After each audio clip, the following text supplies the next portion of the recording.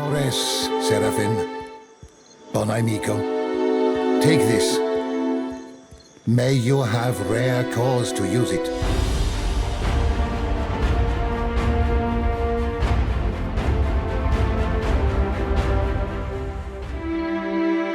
Hello and welcome to session 22 of my Pillars of Eternity 2 Deadfire Lorethrough. That was a lot of twos right there. So we are currently at Sayuka.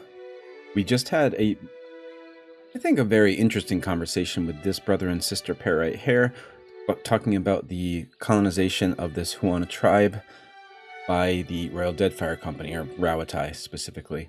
And what has happened since then. Weto, the brother here, was kind of on the side of the Royal Deadfire Company in Rawatai, saying that they have been some help, whereas Tippa, the sister, didn't have that view of things. She thought that they were controlling, and even though they had helped, I can't remember exactly what the situation was, even though they had helped in the past, their help included moving them all into this one longhouse here in the name of building community, which definitely to me and to her just seems like a way to say that we don't want to spend very many resources on you right now.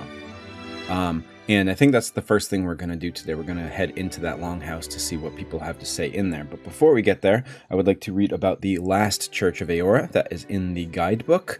We have read so far about, let me flip through the pages, and sorry if you can hear this.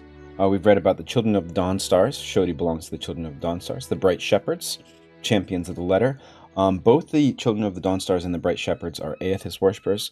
The Champions of the Letter are Woodican worshippers. The Sorrows of the Forgotten Dreams are Wallites.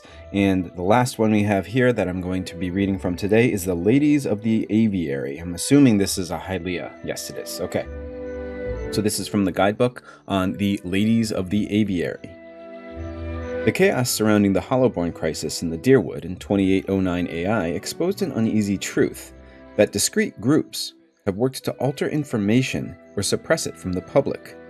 The magnitude of damage which the Leaden Key or the Hand Occult inflicted upon Aora may never be fully comprehended, but the Ladies of the Aviary work to ensure that future harm is mitigated if not avoided altogether, even if they know little about the foe they quietly rally against. Hylia, being a patroness of creative expression in all forms, her ladies gather to ensure that any artistic endeavors go uninterrupted. The ladies are enemies of censors, editors, and business owners who don't cooperate with creatively inclined clients. When a troupe of actors wishes to stage a play, the ladies represent their interests and coerce anyone who denies them a venue, no matter how outrageous the location. When a song is composed with little intent to be presented in a public square, the ladies ensure by any means necessary that the local guard is nowhere near the site of the performance. The cost of the ladies' protection is a modest donation, and the thoroughness of the ladies' service attracts repeat customers from all walks of life. Taking Hylia as an example, the ladies do not discriminate by quality when judging what works of artistic expression they should define, agreeing instead that Hylia's will is changing and inscrutable. The ladies believe that a bad poem could well be a test of their piety as much as a masterful one, and both are equally worthy of representation. The only quality which the ladies abhor is faint-heartedness. If an artist presents their work to the ladies' mercy, they must be prepared for total commitment, with no allowances for sick performers, rewrites, or even death. Up until that point, I was a fan of these people. Vareth, they argue, has no cause to get between Hylia and her beloved ones. There are dark chapters in their theater history where dead actors have been costumed and propped up to stage, their lines delivered by a proxy until the scheduled end of the play's run, as the ladies dictated.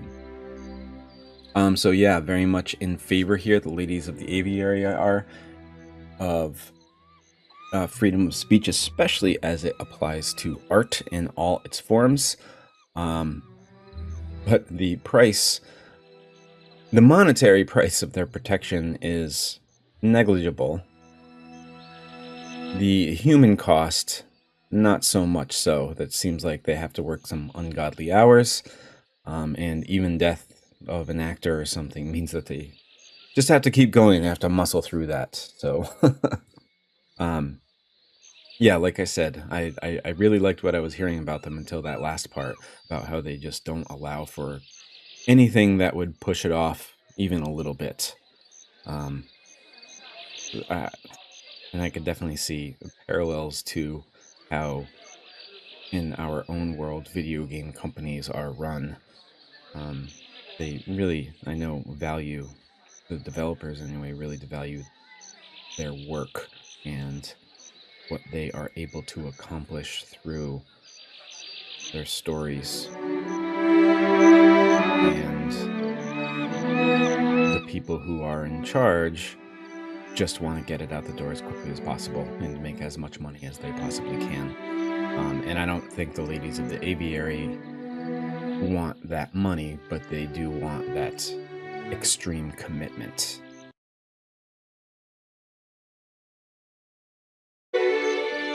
All right. So yeah, like I said, I think we explored all. We didn't go to this workshop yet, I don't think.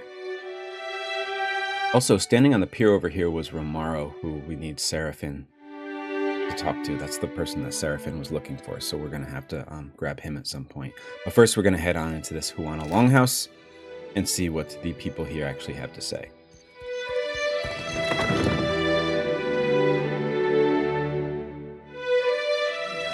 Hear my prayers over all this noise?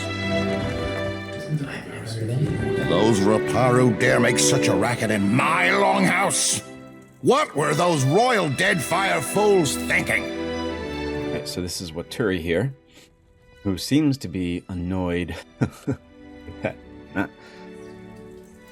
not that they are being mistreated, but that he has to live in the same longhouse as a Reparo, which is the lower caste. So he is either Mataru, I think that's what it is, or I always forget the names of these. I remember the Reparo, but I can never remember the names of the other two.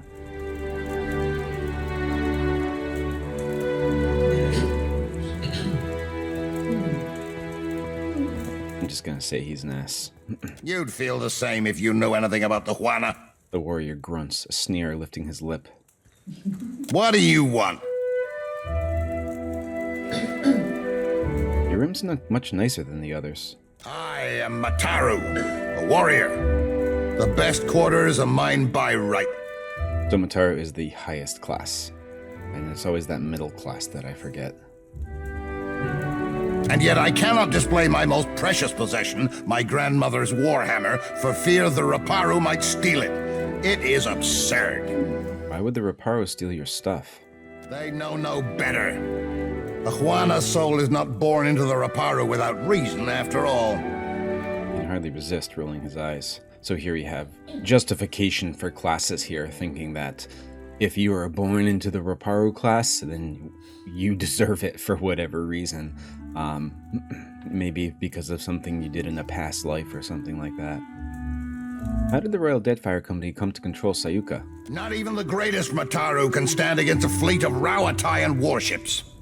The warrior speaks with a bitter shake of his head. Farewell. It's no trouble. Indeed. His warhammer, his superb warhammer. I don't know if we can steal that from him. He deserves it.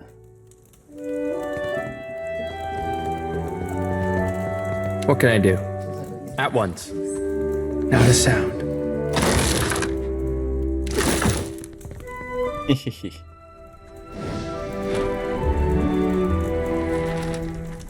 What do you want? I wonder if you would already know. Happily. Clothing. Over, then under, then twist. Good. Akira, it looks so easy when you do it. These crates are overflowing with personal belongings that couldn't fit in the longhouse. This is Oswaro and Ndunga. A middle-aged Kwaru, there it is, that's the middle class. The artisanal and merchant class. A middle-aged Kwaru woman raises her brows in question when you approach, her hands too full with braided ropes of dried reeds to greet you properly. Beside her stands an elderly Reparo man awkwardly grasping his own bundle of reed rope. Oh, hello. Come to watch me tie rugs, have you? Asaro here has been teaching me. He indicates the woman beside him with a dip of his chin. The corners of his mouth twitch like he's trying to hide a smile. What say, traveler? isn't unusual for Kuaru and Reparo to do the same work. It is, as you say. But I have always admired the beautiful rugs Osaru makes. This Kuaru seems much more tolerant of Haru than the first person that we spoke to. And Nadunga can fix anything. Is it not reasonable we should learn from each other? Though she smiles as she speaks, Osaru's words hold a defensive edge, as if she's had to explain their unusual arrangement many times before. Akira, especially if we must suffer Waturi together. A sly grin spreads across the old man's face, and he elbows Osaru playfully in her side. Just so. Osaru swats his arm away with a small laugh. Then, her thoughts returning to Watari. Waturi, she makes a face like she's bitten into an underripe kuiki fruit. Is it stressful having all the cast living together in one building? It's not so bad, excepting the nights Waturi gets into the palm wine. Akira, but that man does snore loud enough to call down the rains. She snorts, and Nadunga beside her smothers a raspy chuckle. There is hardly any space to tie my rugs, to be certain, and I haven't had a moment to myself in weeks. But there are also new friends to be made. Nadunga finishes her sentence with a warm smile. So I wonder if this Waturi guy is the only Mataru in the building. Can you teach me how to tie a rug? It's not a skill one learns in an afternoon, but should you wish to spend many months here in this longhouse, you're welcome. A deep throaty laugh rumbles through him. I say, we have the room. So long as you do not mind sleeping like so many scrolls stuffed in a shelf. I like these two people. Osaru shares Nadunga's laugh. Very well. Carry the winds with you, traveler.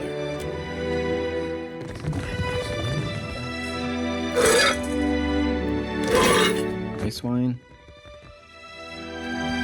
These near identical beds are well built, but offer little privacy.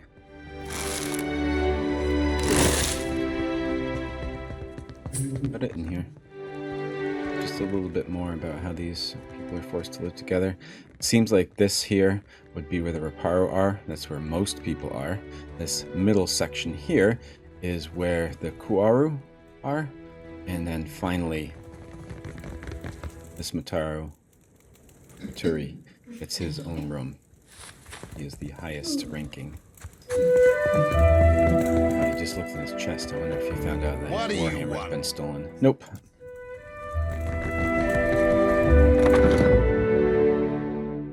Now that I'm thinking about it, I would feel kind of bad if he realizes it and blames Reparo. Those dreams of yours, they still getting to you? I can deal with the dreams, for better or worse. What makes me sweat is the not knowing. What happens when I stand face to face with my God, and he reveals what he intends for me?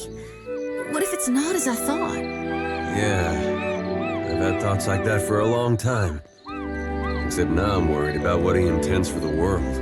Whatever it might be, at least we'll face it together. Moonbeam's mouth organ. Grants the gallows breaker. Nearby allies benefit from the soothing sound of the mouth organ, gaining increased power level for drug-type consumables, increasing their beneficial duration and the time until their crash penalty. So this is a thing that makes the effects of drugs more potent. The musician Gil Mungbin Mungo wore his mouth organ around his neck during much of his decorated career, using it to herald the start of a performance. His little-known secret to success was to lace a slot of the instrument with powdered ripple sponge, which was blown in the faces of his unsuspecting audience. After making his fortune on the performance circuit, Mungo retired from public life to enlist with Rauatai's navy. His unit was celebrated for pacifying relations with the Deadfire's Huana tribes, gathering kith around a shared love of music and other less obvious delights. Interesting.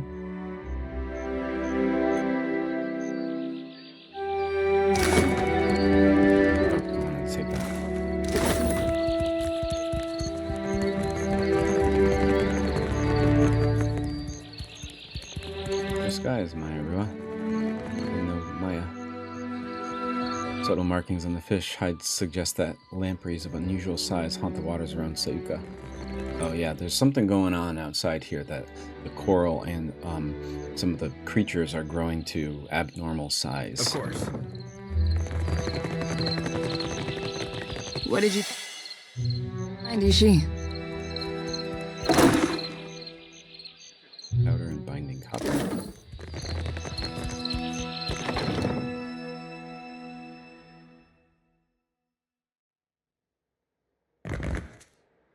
This is Avera. She was the one that we smuggled on the ship. When you first enter the workshop, you find the Valian scientist, Avera, and the large Almawa man in heated conversation. He gestures wildly. His mouth is set in a hard grimace that bears his pointed teeth. Avera regards him, with her hands planted firmly on her hips. When he spots you, his eyes widen. You! This area is strictly off-limits to non-company personnel. What are you doing here? Calm, amico. Is this not the casito your Hazanui said she would send? Avera rolls her eyes. The other person is just called Coral Mason. Thank you, sir.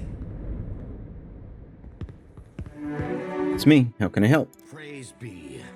The coral in the harbor is growing out of control, and we've found no way to stop it. We're at our wits' end. He mops a sheen of sweat from his broad brow with a handkerchief. I've surmised that a magical disturbance must be the source of the problem.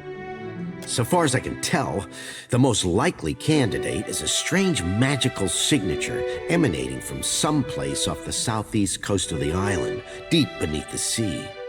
The Huana's records show that an ancient and Guithan ruin, Cignath Mor, once stood at that approximate location.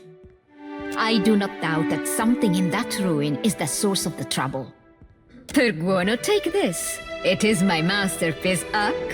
He heaves a large bulbous helm off a nearby shelf and hands it to you. Perguona is a Valian phrase meaning for the good. I don't think I've heard that one before. And then we have diving equipment. This massive brass helmet is sturdy enough to withstand the crushing pressure of the deep sea while providing a limited supply of breathable air. The helmet should allow you to breathe underwater for time enough to deal with the disturbance, provided, of course, that you hurry. You're not exactly short-handed here. Why not send your own people?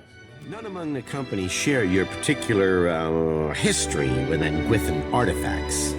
You are, in essence, the perfect candidate for our research. The Royal Deadfire Company thanks you for your assistance, Watcher. And your bravery. Aura Taugori. Lorethrough. A Valian phrase meaning good luck, literally translated into golden wishes.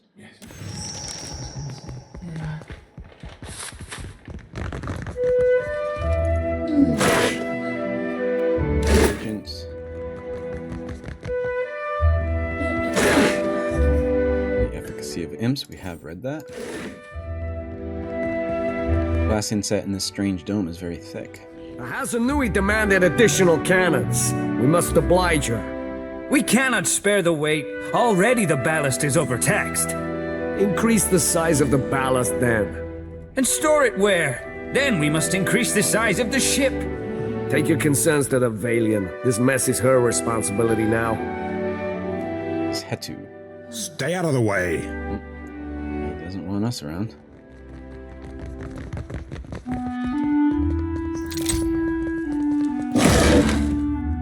We could steal some cannon shot and rail Deadfire colors for our ship. Not going to.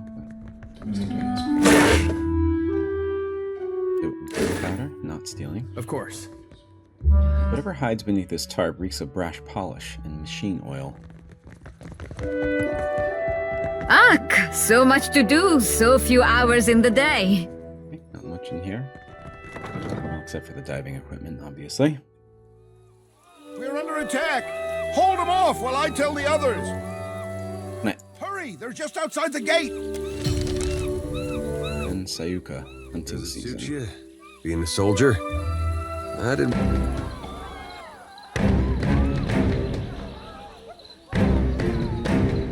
They do find some very inconvenient times to have some companion banter here.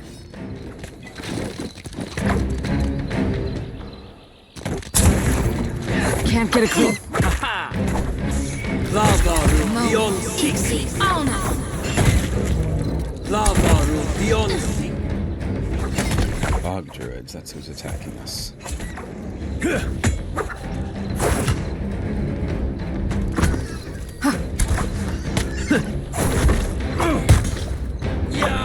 Afraid not, Captain. Ain't you got the decency to die? Lavaru beyond. Seem too difficult, so I'm not really using any skills here.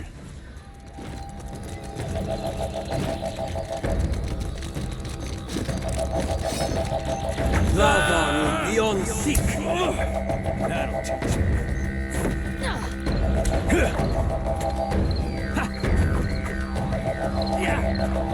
As you wish. Lavaru beyond sick. That's it.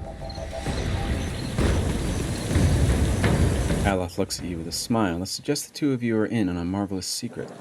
For the first time in a long while, I feel truly confident in where I'm going. What I'm doing. With you, I mean. You do? I'm so rarely sure of anything.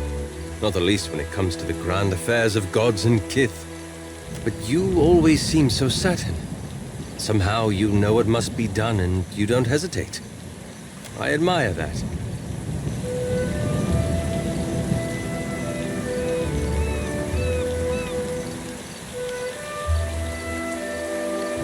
I'm gonna say, I just try to do right by as many people as I can.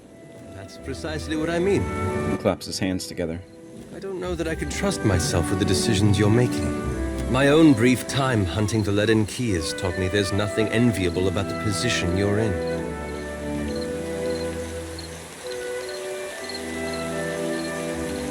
Give yourself too little credit. Whatever my faults, a lack of self-awareness is not among them. Perhaps what I mean is, if we must be caught between the gods and the wheel, then I'm glad you're on our side. Thank you. Now I hope you'll excuse me, but I really must review my grimoire. Clears his throat, suddenly self-conscious.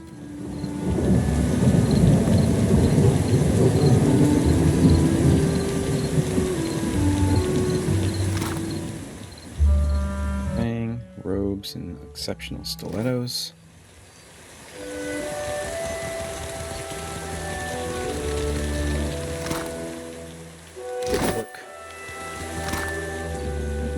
Exceptional quarterstaff.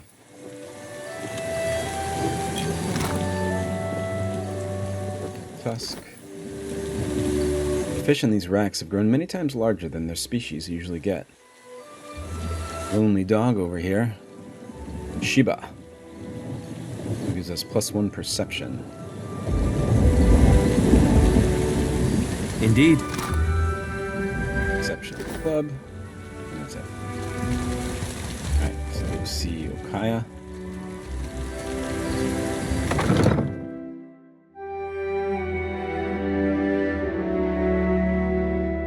I'm told you were instrumental in our stand against the Druids. Well done. The Druids have harried us from the moment we made landfall. Isn't this their land? If it is, I haven't seen the deed. Her smile is small and hawk-like, predatory.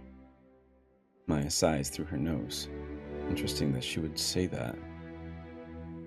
So Maya is pro-Huana, but she's Royal Deadfire Company. Maybe... is she sighing through her nose at me? Because I'm pro-Huana? Confusing. What was I going to say here?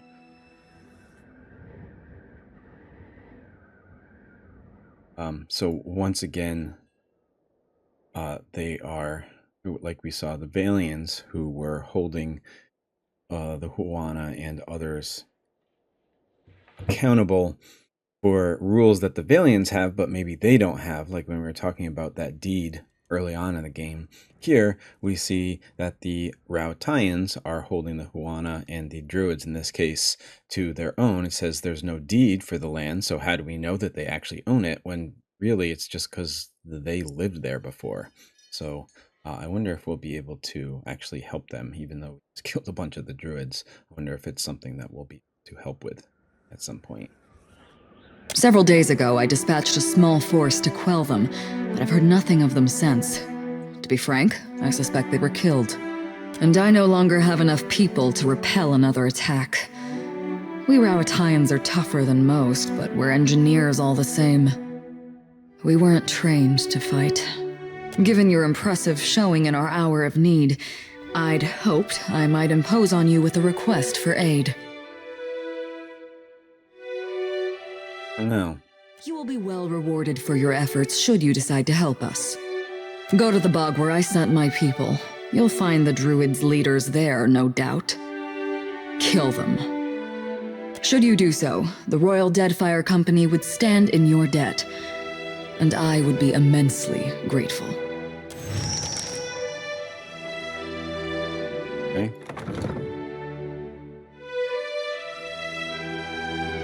Definitely skeptical about that.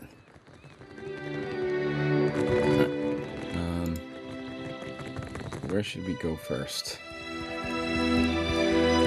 Let's go further inland. What do you have for sale? Oh, as you approach, the fish vendor flashes you a broad, cheery grin. He beckons you over with a wave of his hand, and he directs your attention to his latest delivery. What do you have for sale? All the wonders of the sea, and more besides. He directs you to a display selling the day's catch. Fish here. I'm going to sell all my things. As usual, I will be skip over it. Okay, so while I was selling things, I noticed that we had this Blight Heart, which was a soul-bound weapon that I think would be good for Maia. Maybe when we got that, we didn't have Maia in our party yet. But stash.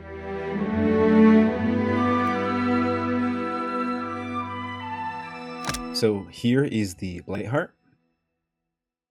We combined with a Chanter, Ranger, or Wizard. I think I read this already, and I like to save it until the end to read them once I have them fully upgraded. But it combined with a Chanter, a Ranger, and a Wizard, and I believe Maia can use an Arquebus. Yeah, that's what she already has here. So what's that with her?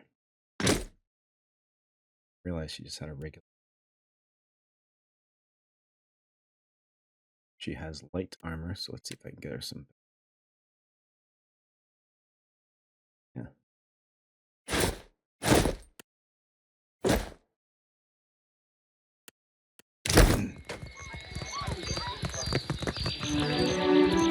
A young woman leans against the till, her eyes half closed. She jerks awake when she hears the scuff of your boots in the flagstones and fumbles about for something to polish in an effort to look busy. What can I do for you? She surreptitiously wipes a bit of drool from the corner of her mouth. What can you tell me about this place? Sayuka? Bit of a backwater if you ask me, but don't tell the fleet master I told you so. This used to be where the fleet would send a person after they'd seen a fellow sailor blown to bits by a cannonball or what have you. That was before those mad druids out in the bog started sending bears and wild cats over the walls, of course. Let me know if you're in the market for something pointy. How did a human end up serving with the Royal Deadfire Company? Everyone's always got to ask. Not that I blame them. It is a good story. She slips a long, thin blade from the length of her boot and begins to clean her fingernails. I was seeing this guy. Let's call him, I don't know, Kono. Kono and I had been carrying on a while when I started making noise about wanting to move in. Frightened the boy so bad, he went and joined the Royal Deadfire Company in the middle of the night. Thing is, I'm a deft hand with a throwing knife, and I know my way around 10 kinds of blades. So I followed him into the service. Pulled my weight, got on a good ship. Kono eventually left to go to poetry school or what have you. But I stayed. Haven't heard a complaint yet. What do you have in stock? Put your eyes on these. She waves her hand across the merchandise with a theatrical flair. A couple unique things here. We have Stalker's Patience, a unique spear. Plus 10% damage to flanked targets, and hits with this weapon cause 10% damage as raw damage over time. Ajamut, a dwarf matron of Nasitak, carried this spear on many of her long hunts. To feed her tribe, she required a tool that could put a beast down quickly from ambush. She had no intention of dishonoring herself or the hunt by merely maiming her quarry. If she failed to grant the animal a clean kill, the barbed spearhead at least granted her assurance her prey would tire, weaken, and expire from blood loss. Straho, a unique greatsword. Grants red tear. Red tear. Straho's pommel gem shares from its store of essence, restores a small amount of health to the wielder. And a chance to shaken target on a critical hit. A pirate known as Deneric the Bloody, captain of the Claret, carried this sword during a years-long campaign of murder and mayhem that took him from the seas of Adir to the shores of the White That Wins. He was indiscriminate in his violence, preying on merchants and other pirates alike in his quest for treasure and blood. The ships of his many victims were often discovered adrift, their dicks... Ooh, excuse me. Sorry about that. Their decks littered with corpses and the rigging strewn with severed heads. Driven only by his insatiable need to spill blood, Deneric eventually began to forego even plundering the vessels. As his infamy grew, entire flotillas set sail with the express purpose of hunting down the Claret and her captain. Deneric's crew, dissatisfied with the lack of loot and disillusioned with Deneric's malevolent deeds, eventually sold him out to the Vailian pirate hunters in exchange for clemency and a sizable bounty. When the Vailians boarded, Deneric's crew turned on their captain. Salvagers later discovered the Claret floating adrift. The headless bodies of both crews covered the deck. Neither the Vailian frigate nor Captain Deneric were anywhere to be found. Wow, did he beat them all?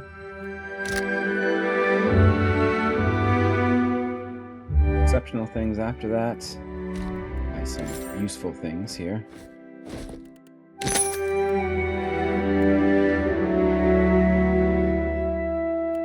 Okay.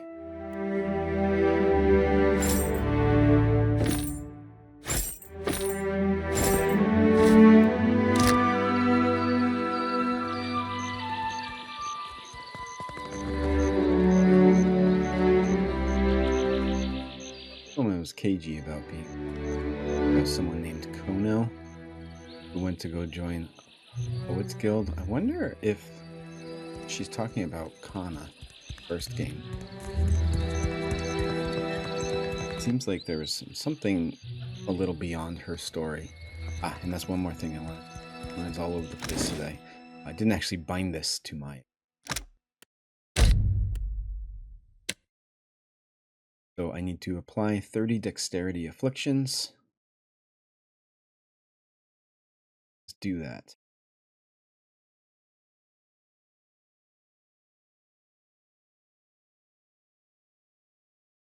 Yes, it does. How will I dexterity?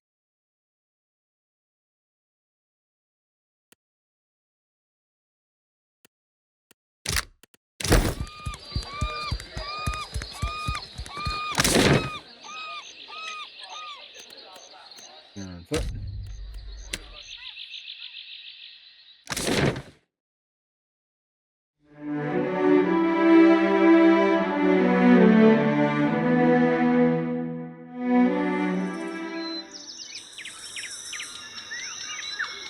Burial site? You come across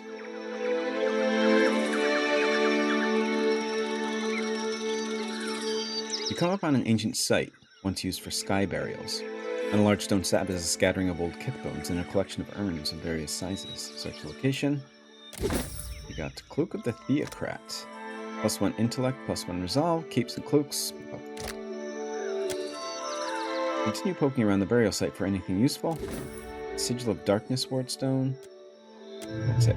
I'm going to give that cloak to Allah.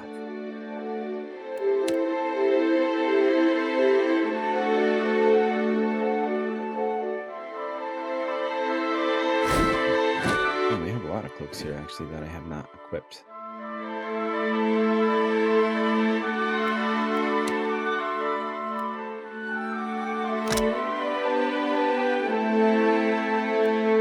Shorty will be mad if I put the mask on her. Probably.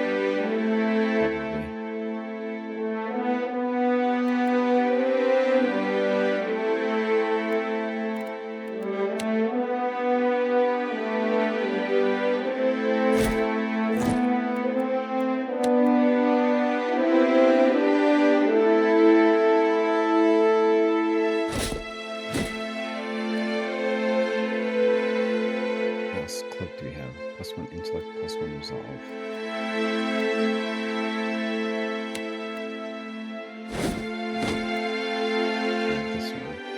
+1 diplomacy, +1 survival.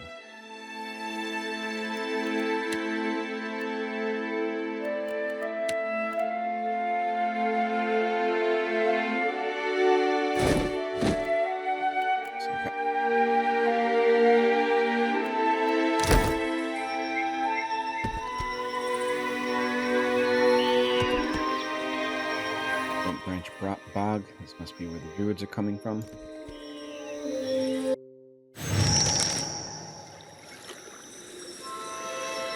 Tells us to find and kill the Druid leader.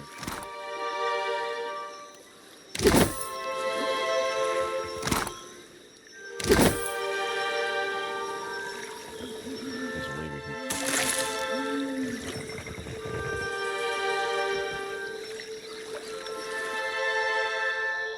Rise, rise, protect the bog.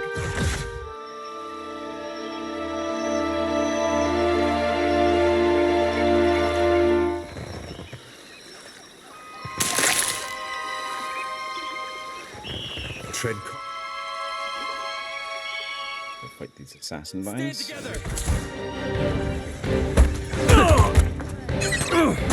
Target. Really hurt us before we got there.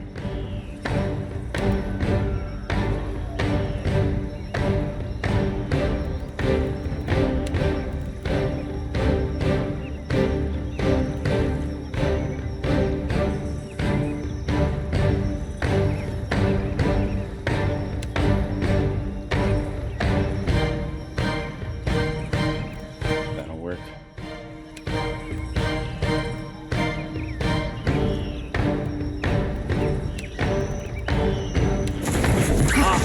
Right between the eyes. That's not very helpful.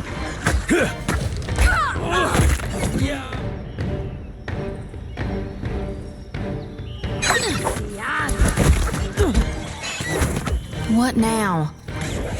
That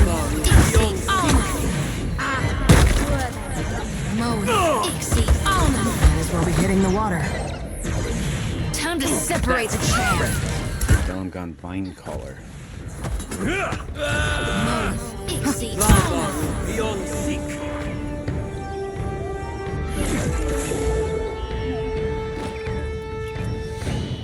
Have a little bear couple.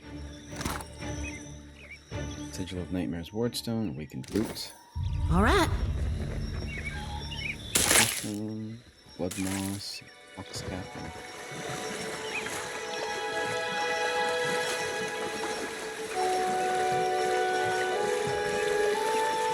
I see them. Stand together!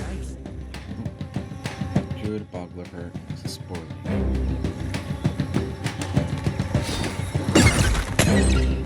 Barbarian. Oh, just keep coming.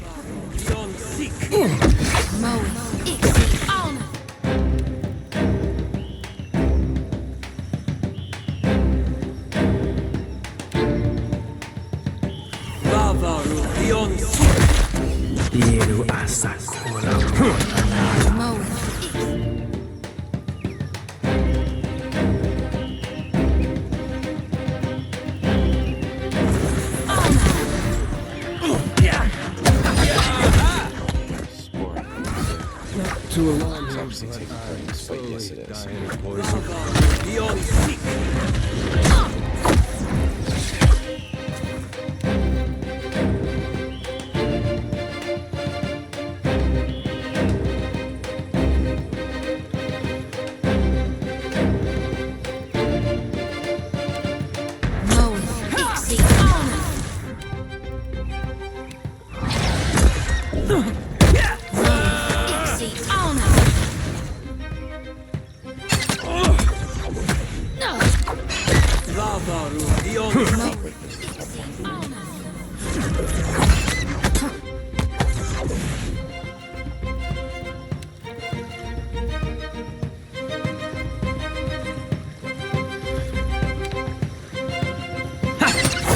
a wallaby! That was about as useful as a bump on a pickle.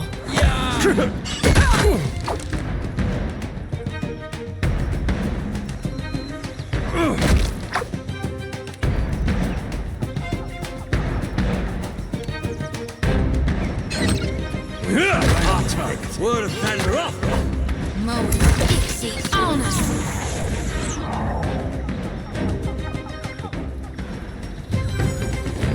Fight what we've been through. Indeed. Oh, I didn't get the bear color. A lost cat over here? Of course. Twix. And Twix.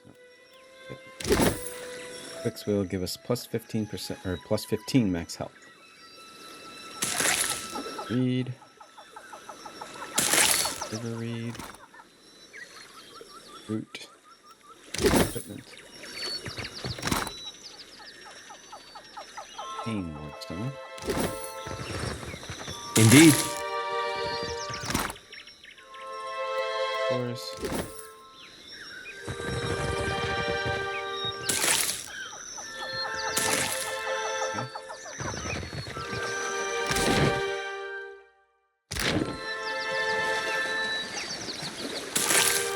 Happily.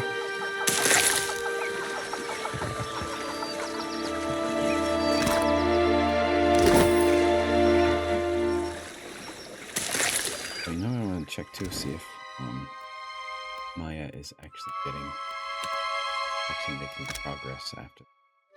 No.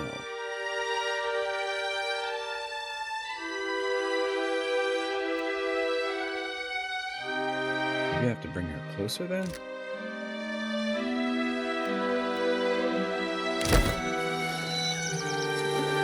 It said cone AoE, so maybe that's what the issue is. Indeed.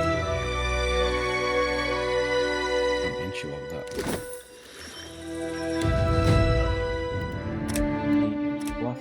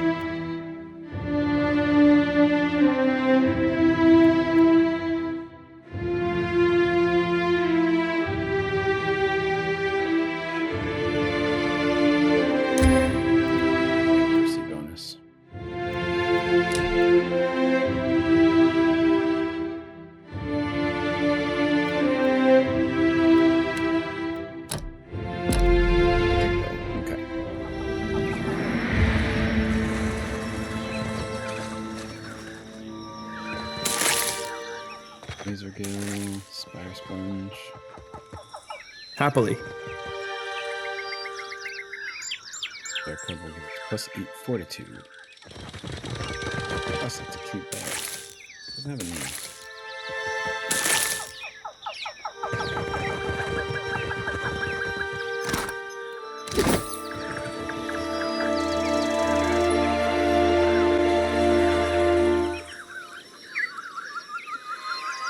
You find 4 godlike druids waiting for you in the clearing.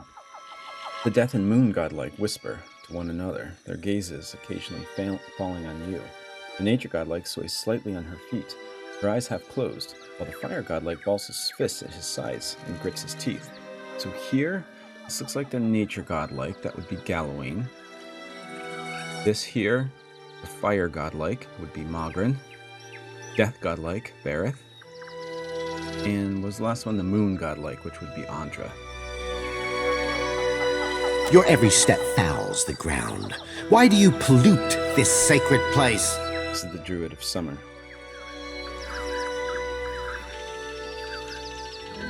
I've come to end your conflict with the Royal Deadfire Company. The Rawatayan invaders trespassed upon our sacred ground and ignored our overtures. The fault for this conflict lies not with us. Flame of Summer's hair burns briefly brighter. Autumn gently calms her fiery counterpart. Oh, this is the Druid of Summer, by the way. Why should we believe you are any different? This is the Druid of Autumn, the Death Godlike. Autumn's question is a genuine one. She's intent to hear you out.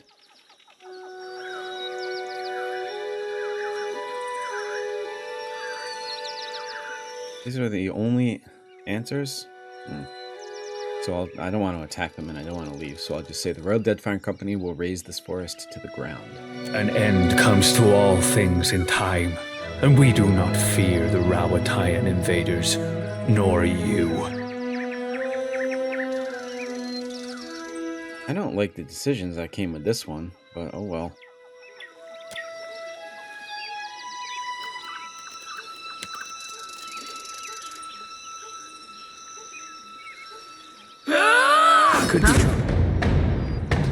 Fog Barbarians. Oh, and Sigil of Nightmares and Sigil of Pain.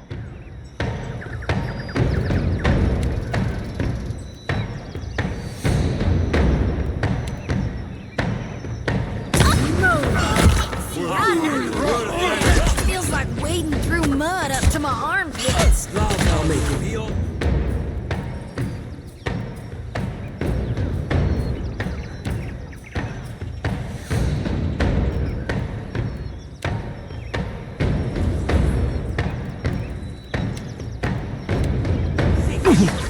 They can't afford another loss.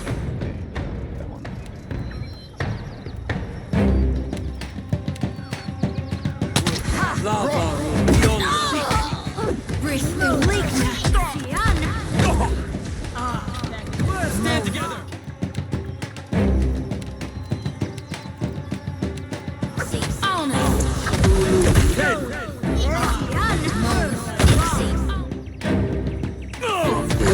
I can hold out.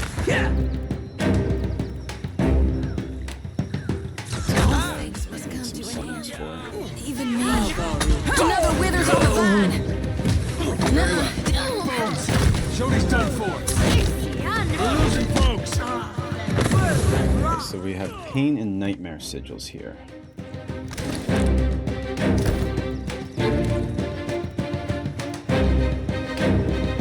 Atrophy. Okay, so but what do these do? Okay.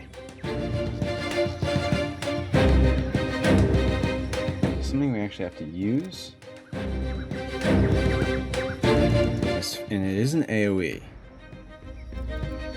Okay. So if I do that, then it's everyone around. Okay. So that's good to know. Let's load our last save.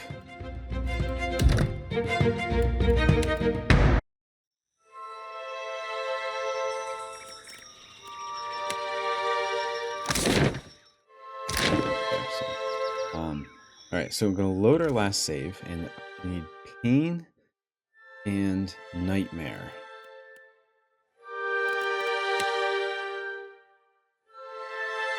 So I do have both of those. Give this Potion of Deafness. Give Pain one to Bjarter.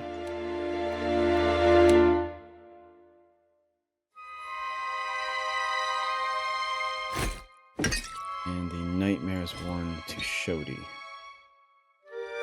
And then we'll summon for this fight too.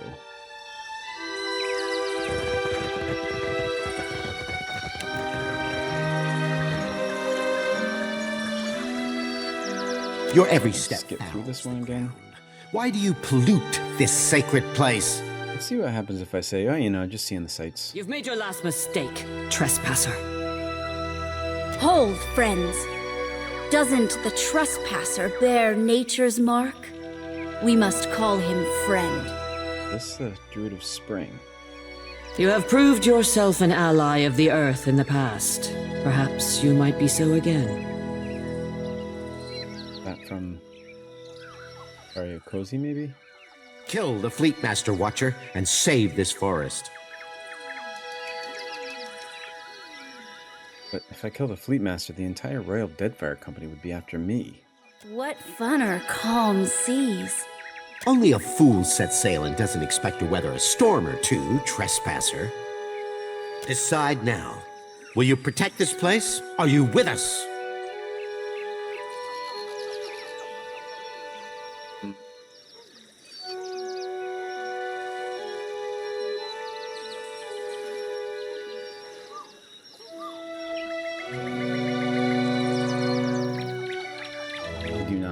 Royal Deadfire Company, but I don't really like these guys either.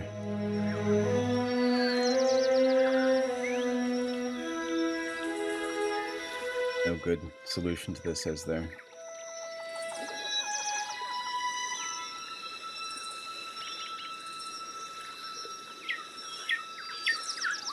The archer do.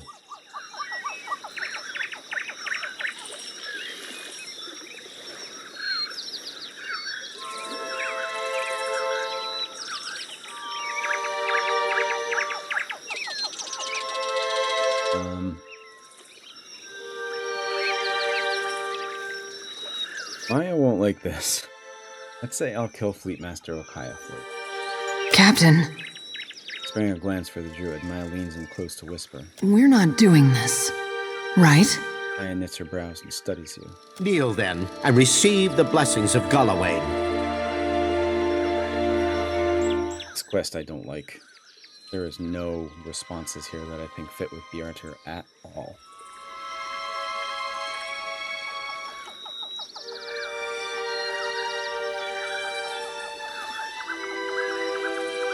And the need to know one. I knew you were a charlatan. Kill him! Yeah, okay. I don't care about them anymore.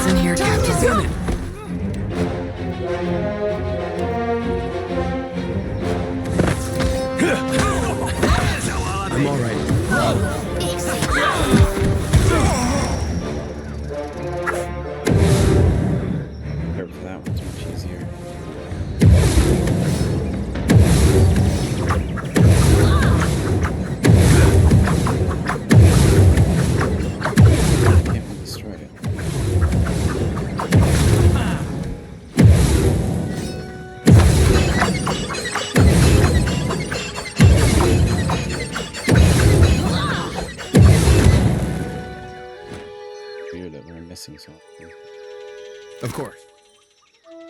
Obsidian flakes, some white leaf. We got a Jade Tiger figure. Maya. Got Saint Umaku's Mercy, a superb warbow. Neek. It restores 10 health to nearby allies on scoring a kill. Increases with the religion skill. According to tradition, the man who would become Saint Umaku crafted this bow out of wild mangrove trees on a semi-mythical island known to the people of Deadfire as Gallowayne's Grove. There, if the legends are to be believed, Gallowayne gave Umaku charge over life and death on the island. He was tasked to maintain the balance of predator and prey, strong and weak. The penitent Umaku thus became the warden of Gallowayne's creation, culling and healing in equal stride. He spent the long days of his life in service to the sanctity of the hunt. You have to keep everything you pick up.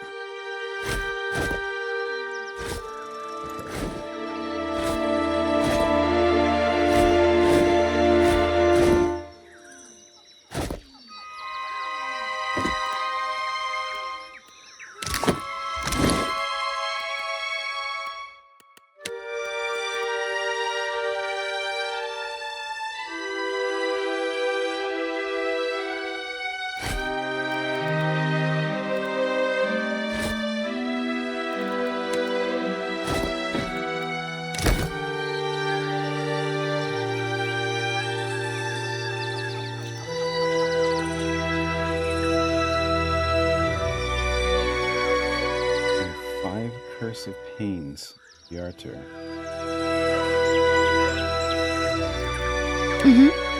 Did he have like a remove curse thing or something?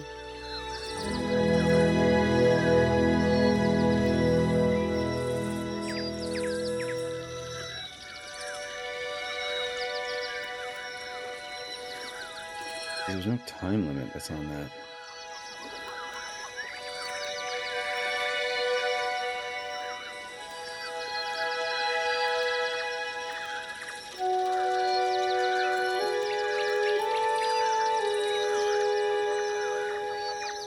And the Curse of Nightmares.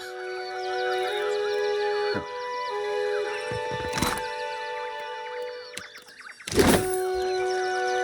Indeed. I hear you.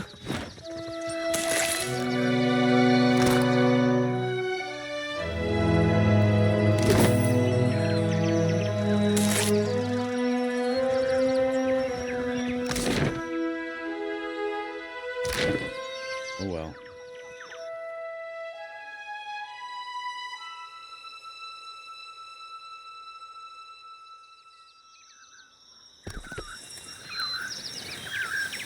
Not my favorite quest, that one.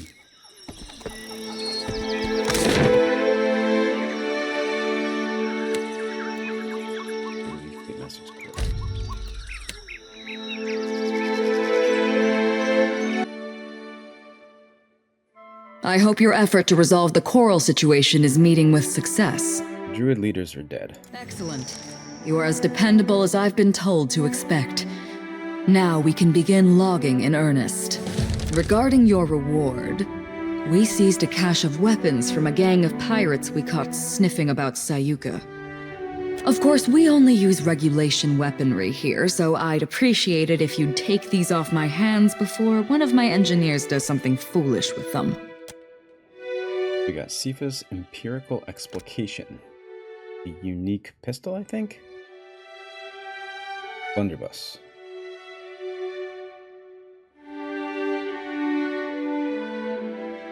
15% damage as raw. Matter of repulsion. Target knocked back on crit. An odd confluence of alchemy and mechanical engineering, this blunderbuss once belonged to Sifa Bombardi. Shifa Bombardi? An old Valian pirate and noble. Shifa was not known for his savagery or ruthlessness, nor was he known for being a particularly successful pirate. Rather, he considered himself to be a natural philosopher, rejecting the mysteries of the arcane in favor of rational, verifiable logic. He spent his years in the Deadfire aboard his personal frigate, tinkering with mechanical designs, experimenting with alchemical formula, and writing innumerable treatises on the natural workings of the world. He looted and pillaged on occasion. That was only a means to fund his various projects. Piracy, even half-hearted piracy, was a dangerous side profession, however, and Shifa had no illusions about it. This weapon served him well throughout the years, and he never stopped fiddling with the design.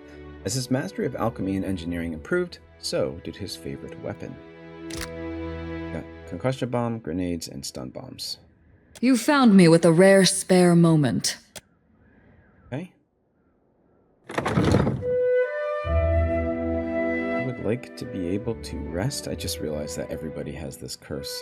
So they must have got that curse from the sigil and they just don't go away. And rose again. What do you think that means? I see him walking Aora. Nothing but bones, lit by the flames of his soul. I wonder if we have to rest, but I don't think there's any place to rest here.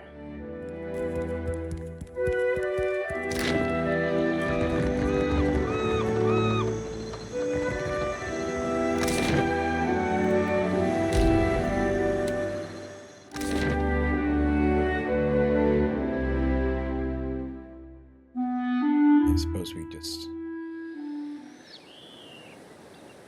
rest with camp supplies. Can we do it here?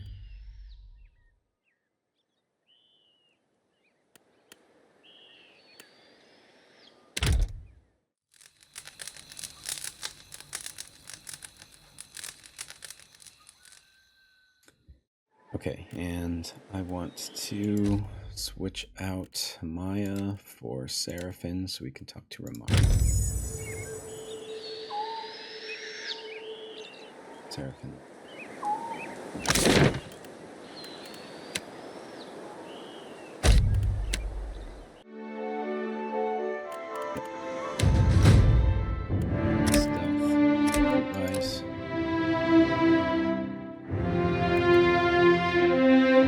Concentration when activated, rage cost reduced. Let's do rage cost reduced. No, and this one.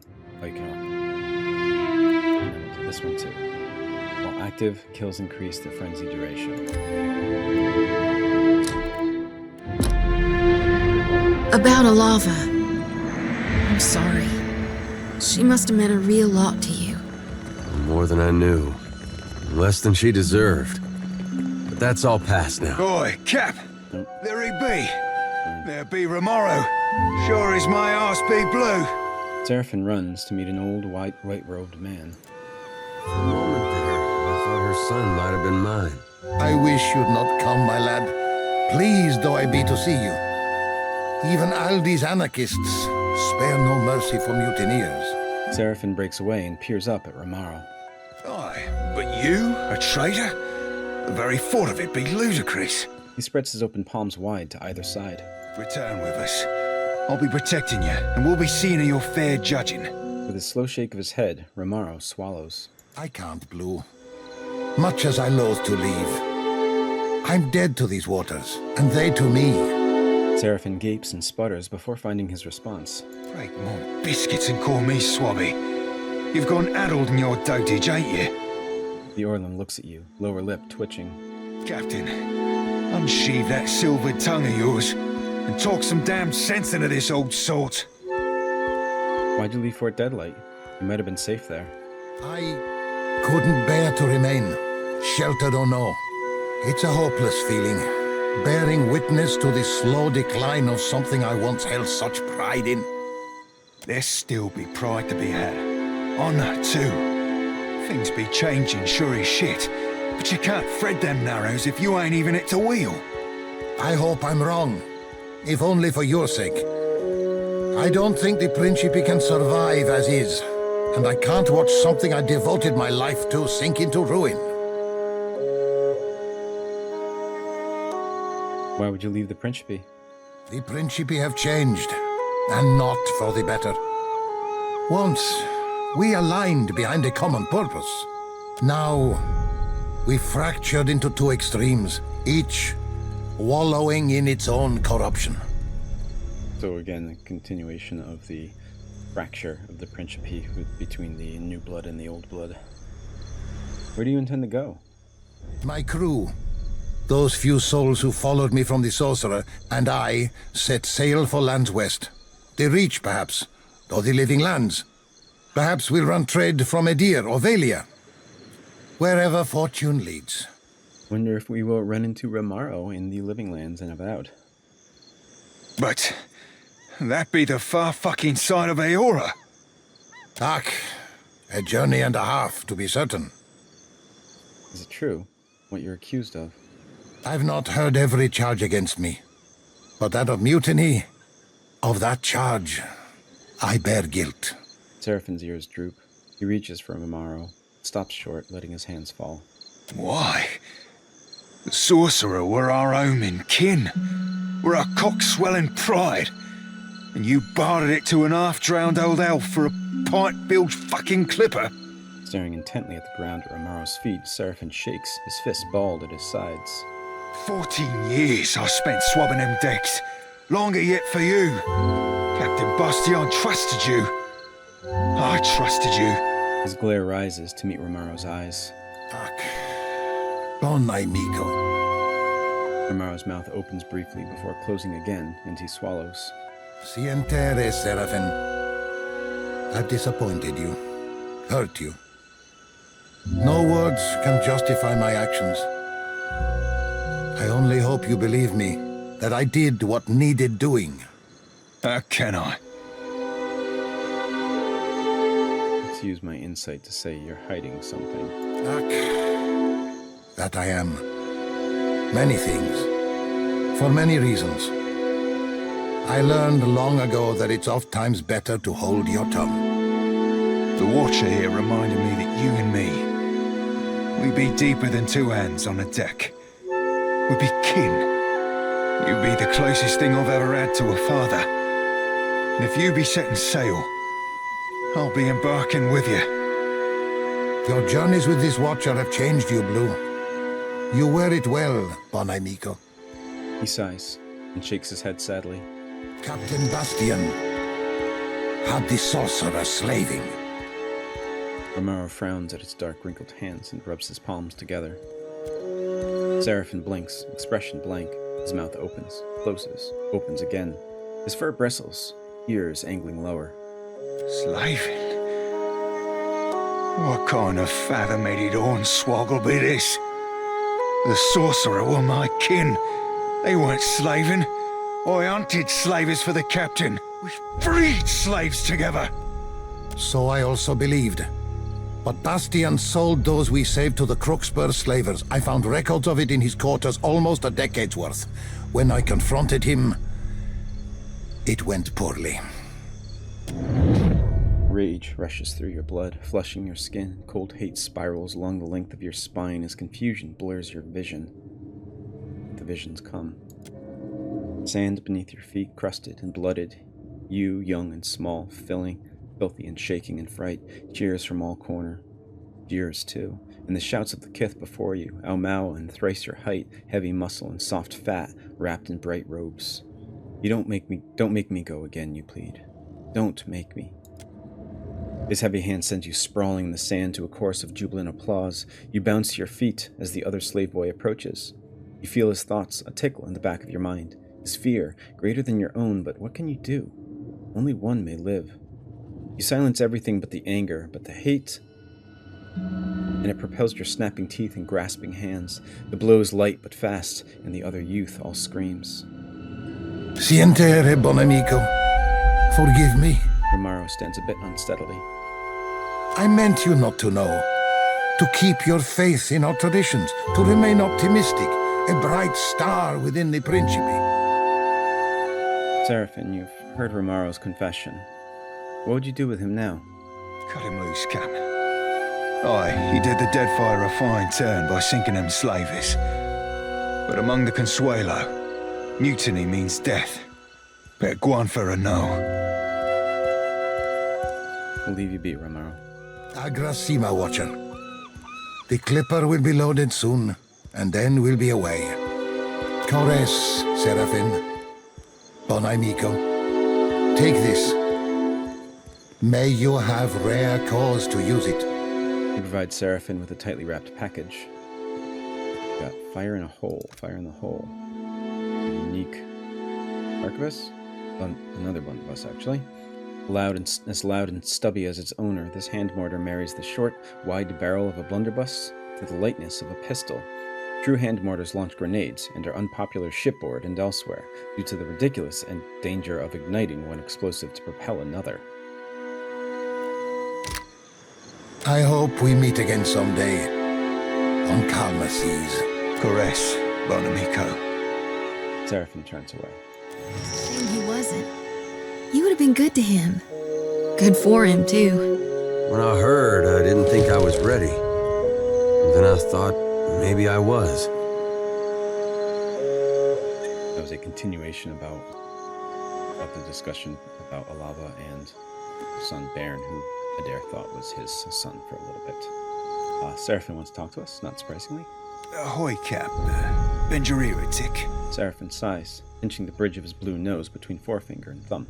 Shody seems a right fine lass and all, but, well, she asked me to pick around in the forts. Told her I didn't see nothing. I bounced right off of her. But that were a lie. I assumed this would be about Remaro, but no, it's about Shody. Okay. What did you see? Darkness, Cap, and little but. Then fires, make an ash of everything. He shudders, and you feel a cold wave roll off of him, like being doused by a stormy swell. It washes over you, and you find yourself aboard Aston Min's main deck. Something unseen presses down upon you, and you hear the ship groan beneath you. You're alone, save for the corpses. Serafen, Aloth, Shodi, Adair, and so many others. Their wide, unblinking eyes reflect the burning sky above, and the dark sea beneath you churns as if boiling.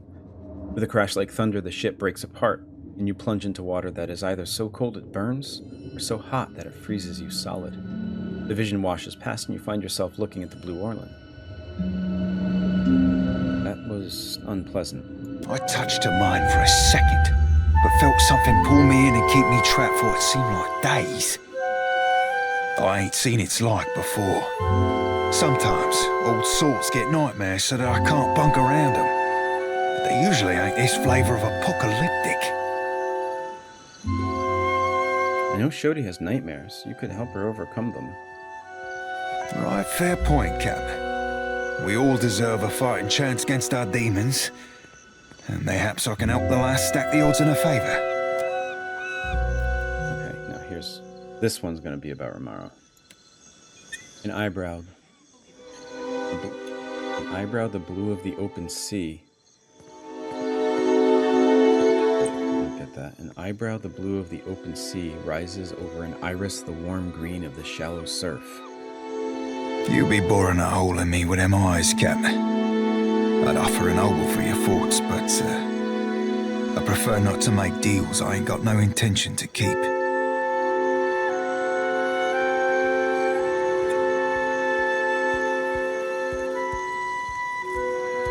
Say the same of you. You doing okay? I'll be fine, actually. Strange though it be. If you want to talk, I'll listen. I'm not sure there'll be much to say, Captain.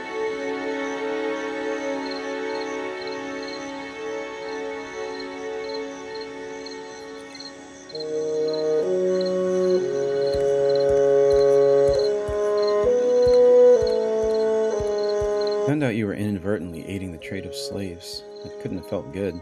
Oh, Cap, didn't feel at all good. What brilliant you are. He winces. Sorry about that. Weren't fair to you. He scuffs a boot against the ground. I'm deeply sorry you had to experience that. If there's anything I can do, you need only tell me. I, be appreciating the sentiment, I suppose. He rubs the back of his head and looks away.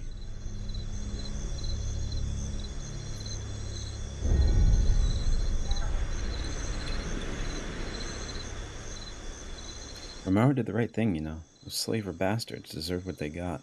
That's in more beside. I'm sure Remaro made it quick and painless, the soft old sort. He smiles. And despite it all, Cap, I'll be right glad to be serving with you. He bows and turns away.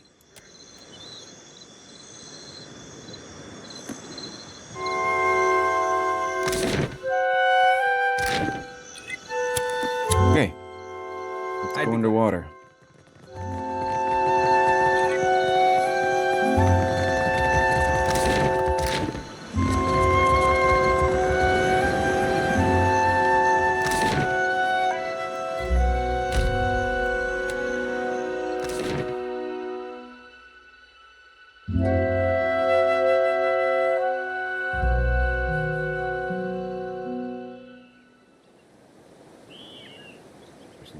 Oh, it's Malnaj.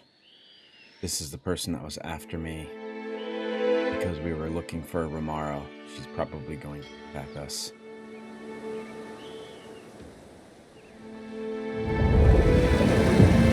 Barely cleared Sayuka Harbor when a sleek half-galley appears off your port bow. It rides high in the water and fast, but keeps its distance as it approaches land. Serafen watches the ship's passage from the bulwark, expression grim. When the ship turns to pursue you, you recognize it as Malnaj's vessel, the Misery's Delight. Its cannons don't seem primed, and it aims to come alongside rather than set up for the broadside run. Looks like the High Queen Sea Devil be wanting words, Cap. Not sure if that be good or ill. At least it'll mean she ain't on Sayuka. Serafen's ears angle slightly back, and he massages the bridge of his nose. I think he's saying that because if she's not in Sayuka, then that's where Remaro is, and she's not, like, going to get him. She's coming to get us first. As the Misery's Delight comes along, Malnaj stands on the railing, one gray-furred hand wrapped tight about a thick hemp line. She bows low, doffing her hat, and then tosses it to one of her deckhands.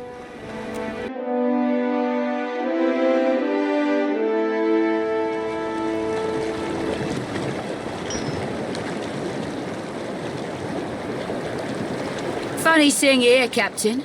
Especially since we've tracked Remaro to this very rock. Ain't trying to steal the bounty, are you? She cants her gray-furred head at you, hands on her hips, and near her weapons. She's already red. I think this is the only way I can get out of here is to fight, but I might be wrong. Killed Remaro. And Blunderballs there, stuck by your side. I have me doubts. She points an accusing finger at Serafen. Funny. I'd have thought a watcher would have had better instincts than siding with a known traitor. She shakes her head in an approximation of sadness, but doesn't bother hiding her grin. Fuck it. We'll deal with you first, then go have a little chatsy with Remaro. No quarter, lads and lasses! Weapons slide free of holsters and sheaths as Malnage's crew attacks.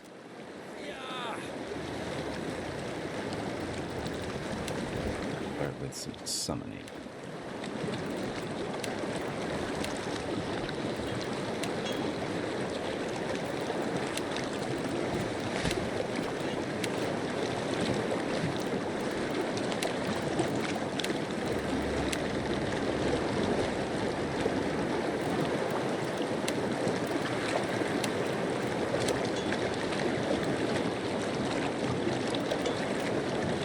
Serafen, not mine. Oh, that's okay.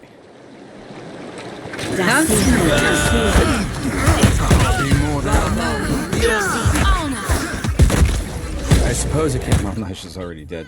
Damn. That was a mistake by her. Captain, a word?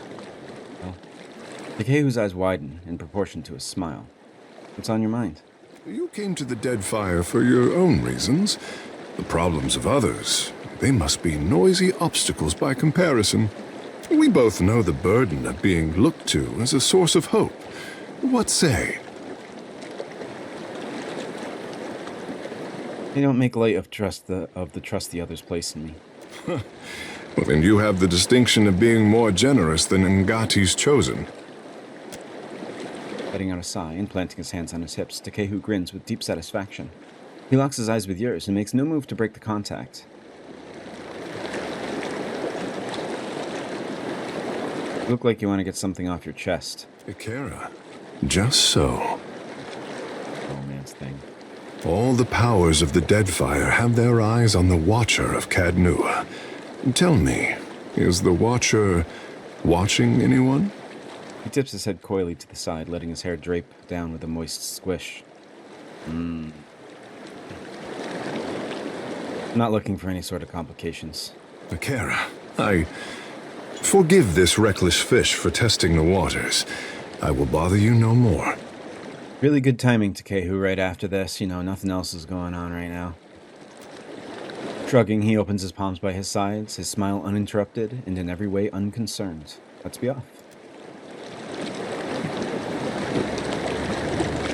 That didn't, like, take precedence over something that Serafen wanted to say, did it? I would be really angry if that was the case. Done and done.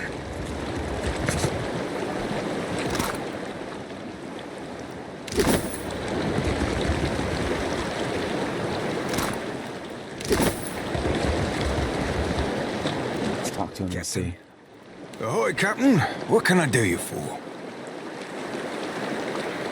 I glimpsed your thoughts when Remaro told us about the sorcerer and its slaves. I espy a lurking question, Cap. Tell me about it? His small frame expands as he inhales deeply, then deflates with a long sigh through his nostrils. I were born into slavery, Cap. I never knew no father save Remaro and don't much remember my mother. I do remember the day they tore me from her arms. Her screams. Kind of thing that leaves a mark. It'd have been one thing if I was purchased for labor. To lift or farm or fix or what do you have. But they bought me to fight. Threw me in a fucking pit. Set me against other slaves. There's a special place in hell for souls like that. No, really, they get shredded. Cut right from the cycle. Discount. I have always found slave fighting repulsive.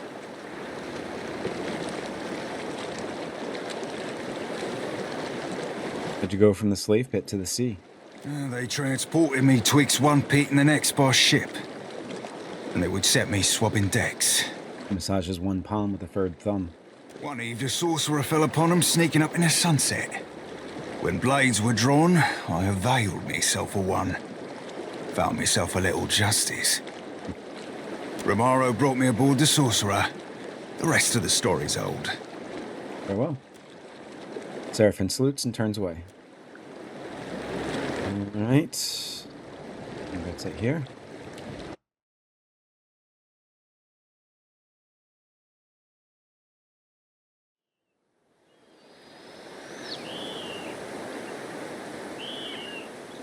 Now heading to Cignath Mor.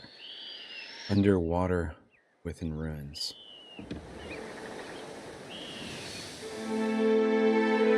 Actually, I'm going to turn back really quick because I want to have Maia here rather than...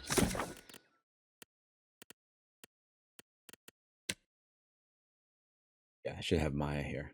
Okay.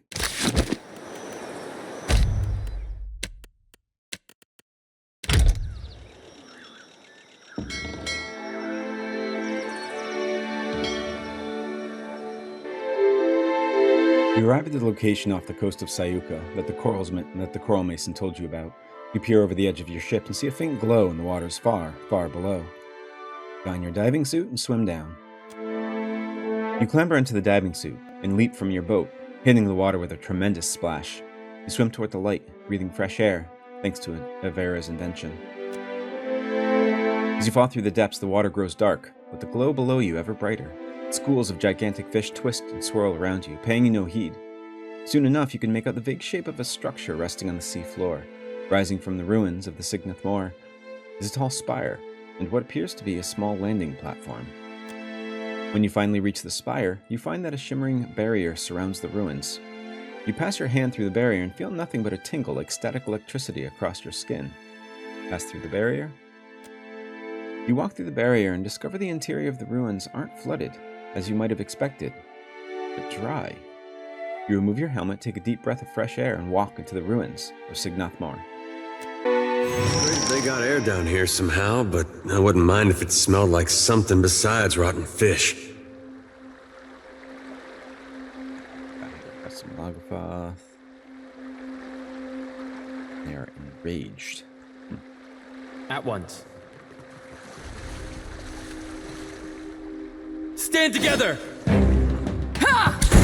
Yeah! Lava beyond seek. Work's cut out for us now. Yes.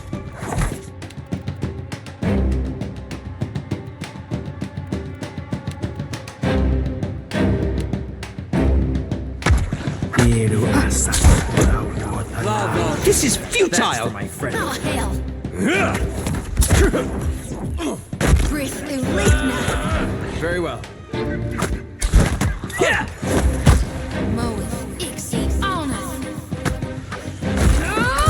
I can hold out. Lava Ixie, honor.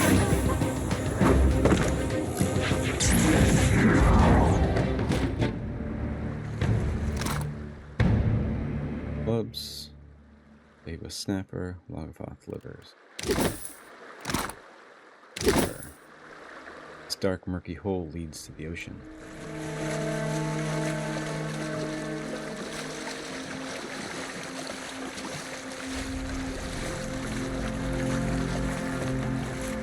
Happily. Water leaks through a crack in the window. I wonder why that hasn't exploded then. A school of small fish dart through the water just past the window.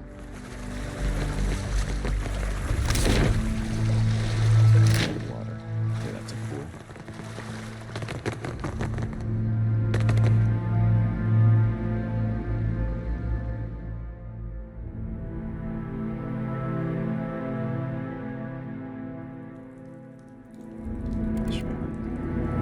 Nishiza.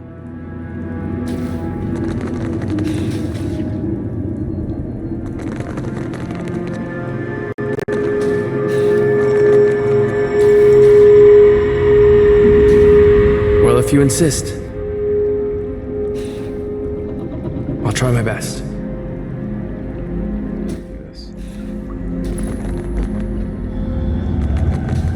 Just a moment, please. Hope that helps. Of course.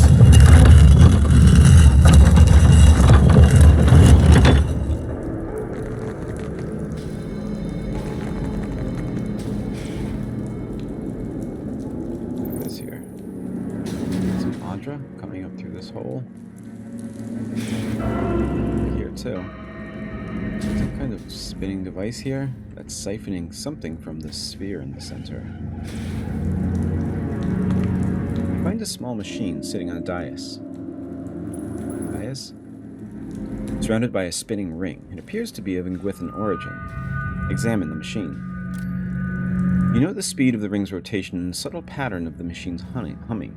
After a bit of prodding, the pylon's workings make sense to you. Why would I want to deactivate? I'm going to leave. I don't really... Let's see what this quest is here. Oh, this is the overgrowth. So this is, we're trying to figure out what's going on. There's a magical disturbance that's causing the coral in Sayuka's port to grow out of control. Okay. So I guess the thought would be then that this contraption is contributing to that. This mural hints at the creation of a creature larger than that came before it.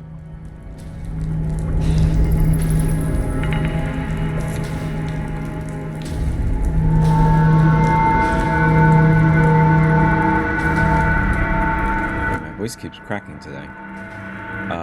This mural hints at the creation of a creature larger than any that came before it, but it's too damaged to decipher more.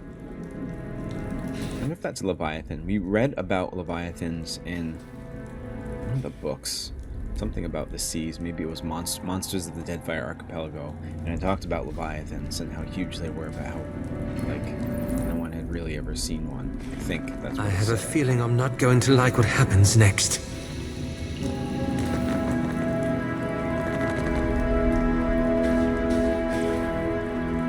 The machine stretches from deep within the pit of water at your feet to the apex of the vaunted ceiling high above you. It emits a soft, low purr and charges the air with the same expectant frisson of energy you might feel right before a lightning strike. Study the machine. You manage to make out what little of writing hasn't faded away. You also learn that the machine is funneling essence into the surrounding flora and fauna from a luminous Audra pillar deep beneath the ruins. Okay, so it is contributing to the growth. A large Ingwithan machine humming with energy, but I've decided against touching anything for now. Yeah, I'm gonna further explore this space before I do anything else. The low hum reverberating from this machine makes the inside of your ears itch. What do you suppose that belly thing is? Mother of Pearl and Valuna.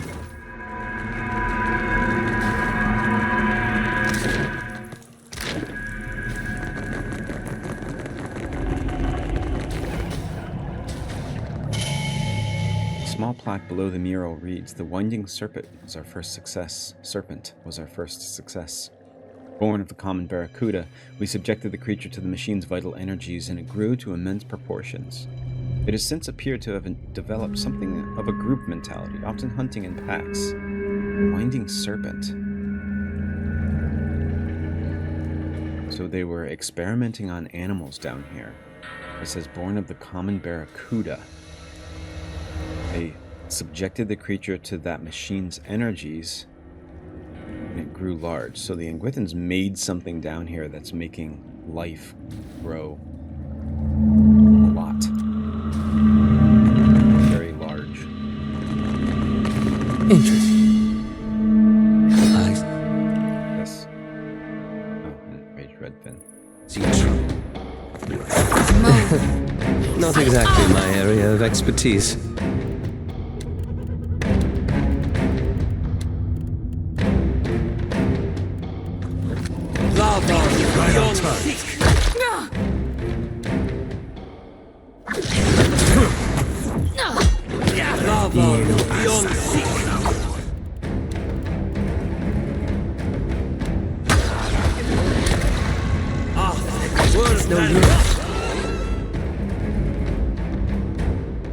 Oh, he has sea troll in here too. I didn't see that. Stand together!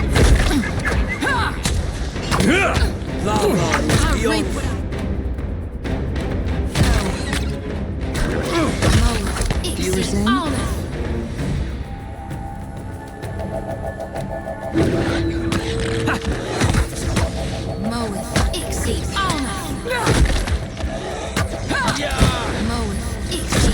Hey, that wasn't that bad.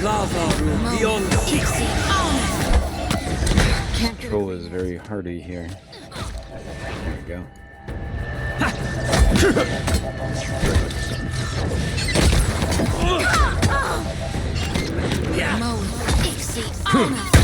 For the homeland. Say your prayers.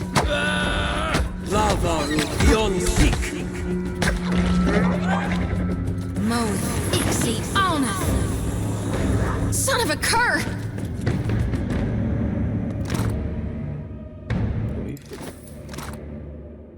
Pigfish.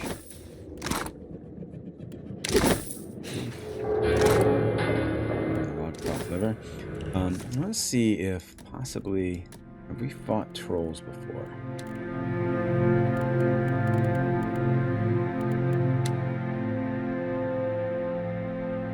Doesn't look like we fought any trolls before. So let's read the bestiary entry for trolls. Maybe I have. Oh, I don't remember, so I am just going to read it here. These gangly giants stand twice the height of average humans. Their bodies are covered in large fungal growths that leak foul-smelling pus-like fluid. Their oversized hands and feet extend to giant claws, capable of rending a kith in two. Dozens of slimy tendrils hang loosely from atop their oversized heads, and their vast maws are filled with jagged, razor-sharp teeth. They've never been observed to use weapons, tools, or clothing, likely because they do not need them. Looking at a troll, it can be difficult to tell whether they've evolved in harmony with lichen, moss, and fungi, or whether they've been overtaken by them. A troll's naturally clammy flesh provides the ideal growing environment for these plants. They provide camouflage, as well as some protection from the elements, and the enzymes they produce also offers limited sustenance for trolls in lean times. Because of their symbiosis with these plants, trolls generally dwell in heavily wooded areas, although some may occasionally be seen in damp underground environments that also house an abundance of lichen and fungi. So trolls kind of take on the aspects of the place where they are, so sea trolls would look like, sure, like the lichen that was growing on them would be things that you could find under the sea. It'd be like some kind of barnacles maybe, or something like that. Makes sense that there would be sea trolls in the Deadfire archipelago. Okay. You were saying? My wand. Indeed. Plaque below the mural is in remarkable condition. It reads, "The Kraken is a beast like no other. By applying the manipulation techniques we refined through our work in the Leviathan, we increased both the size and intelligence of the common octopus, and they have since proved themselves to be ferocious hunters. There was one unfortunate side effect, however. They also became quite territorial." So, the previous plaque seemed to have been how the Leviathan was born from the common barracuda to an enormous size, and the Kraken was born from a common octopus. We actually fought a Kraken at the end of last game, at the end of the White March DLC. I think I want to see if I can find that book here, because this seems like it's hinting at the origins of these creatures in the Deadfire archipelago and how we can trace them back to the Inquithans, how they were almost created. So the Leviathan says, "Imagine the largest whale you've ever seen. The Leviathan is at least 10 times that size. By the time a ship sees a Leviathan, it is already too late. As they rise from the depths, the water around them begins to spin and sink, creating a whirlpool. The Leviathan's body surrounds the hapless vessel, preventing escape, and as it goes down, the enormous mouth opens, pulling all aboard to their watery deaths."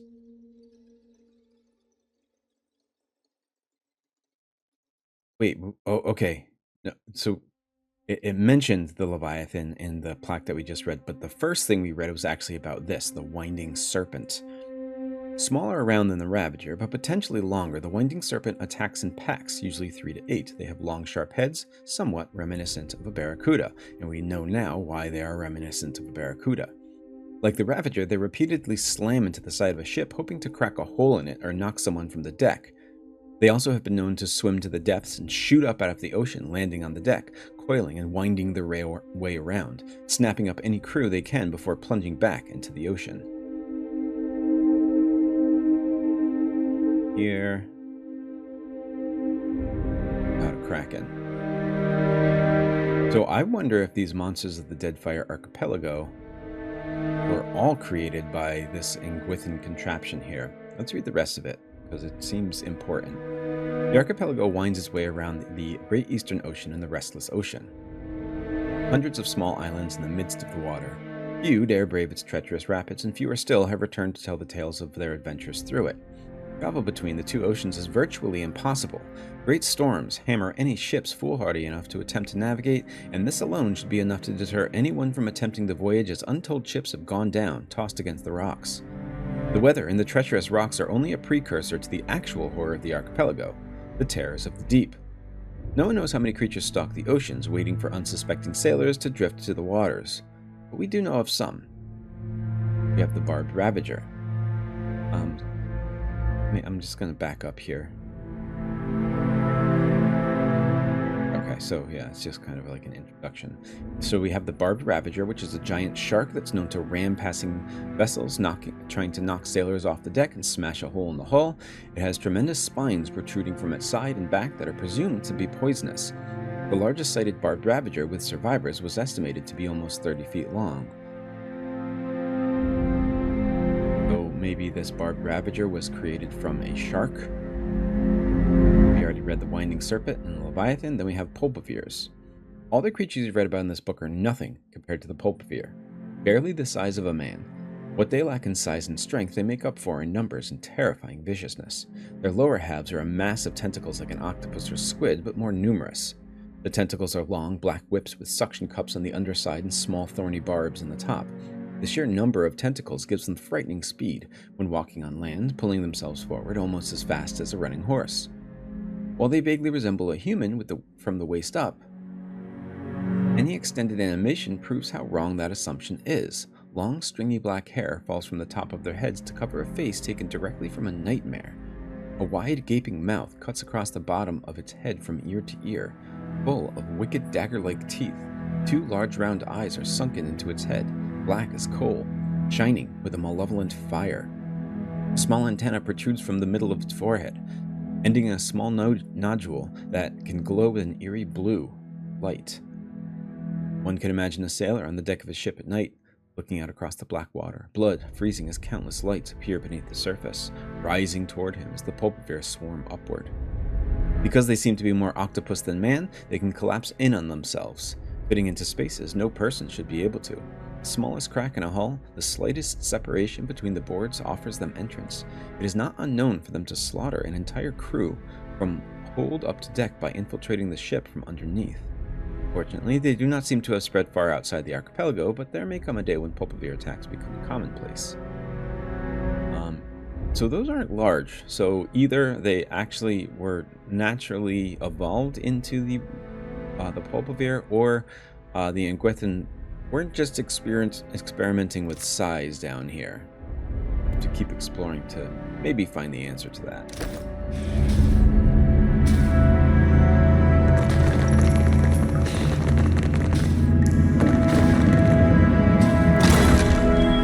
Underwater dungeon key.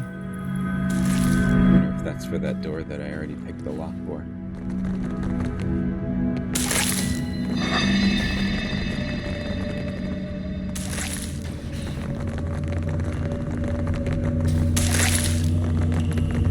Be careful. Sigil of atrophy. Anybody have that? Bear does.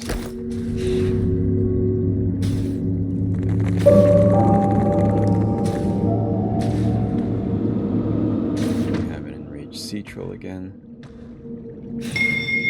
What? That's it!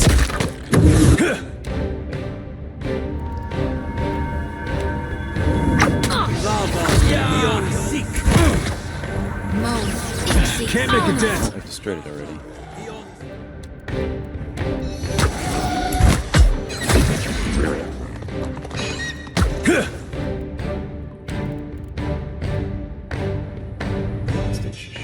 This. We have an enraged brood mother. So I think maybe this machine down here Stand together as you wish. is malfunctioning somehow, and it's kind of leaking out, like it's been hidden under the sea for so long, and something has happened that caused it to leak out into the surrounding waters and making the coral grow and enraging the creatures that are already down here. Here's a walloping. Lava beyond sick.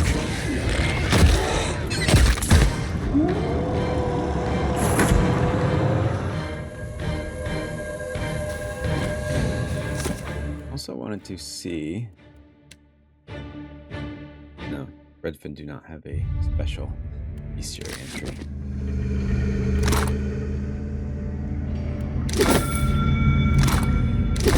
Absolutely. Well, if you insist, it's no trouble.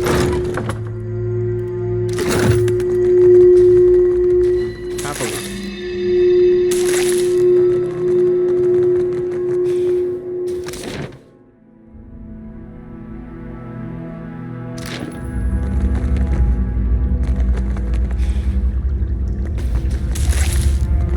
Could be true.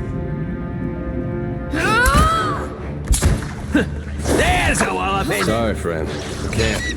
Lava room beyond Lava room beyond yes.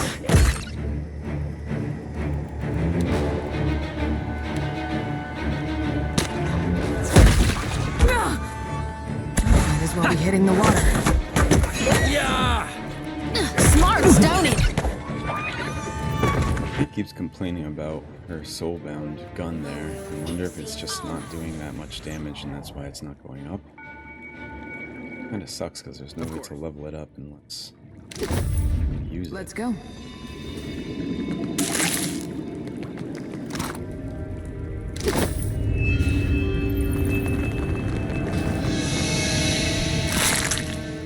Swordfish, kettlefish.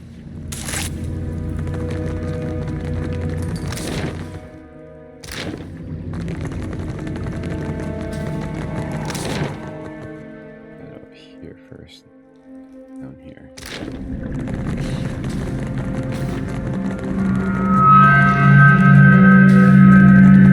Mural. Indeed. Black is worn, but still legible. The barbed ravager was the direct result of our success with the winding serpent. We grafted poisonous barbs into bull sharks and subjected them to the machine's energies. The creatures tripled and quadrupled in size, assimilating the barbs into their bodies. And so a most fearsome predator was born. Why are they doing this down here? This seems very ill-advised, making these dangerous creatures. I wonder, were they supposed to, like, protect this ruin or something?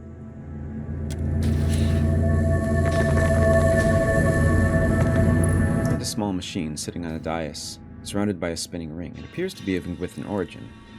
Okay, so I can just deactivate these now. Whenever I want. So I'm not going to do it just yet. I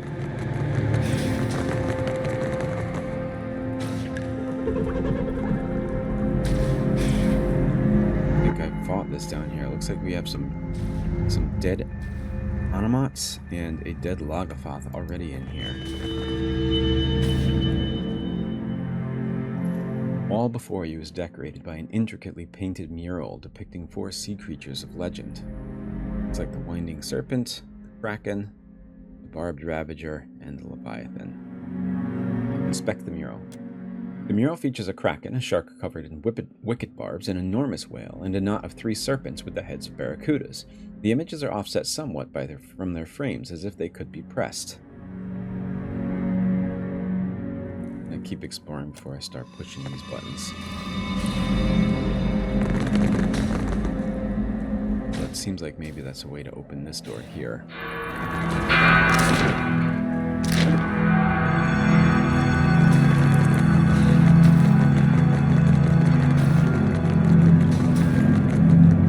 Of course. There's the Leviathan. A plaque near the mural reads, "The Leviathan was the folly born of the purest hubris after our experience with the barbed ravager. We decided to test the limits of the machine's growth capabilities. We entrapped a pod of blue whales and subjected them to the machine for months on end. Only a few of the creatures survived, but those that did, they could not be contained." Okay, so I will have to read these murals again. It's explaining the order with which they experimented on these animals, so I'm sure I have to press those buttons on the mural with all four of them in order to open that door in the correct order. I have to push them in the correct order. But first, keep exploring here.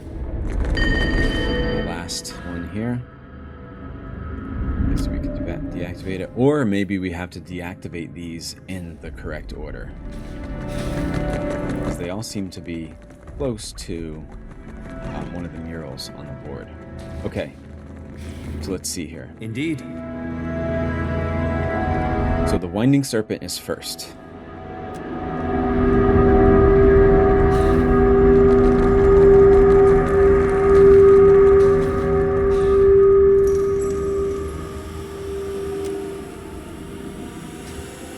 Leviathan is after Barbed Ravager.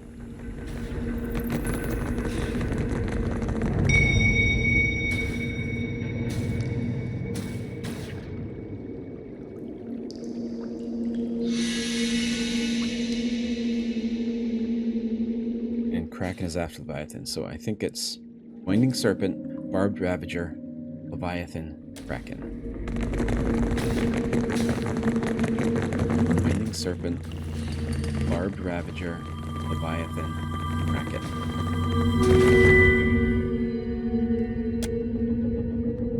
Winding Serpent.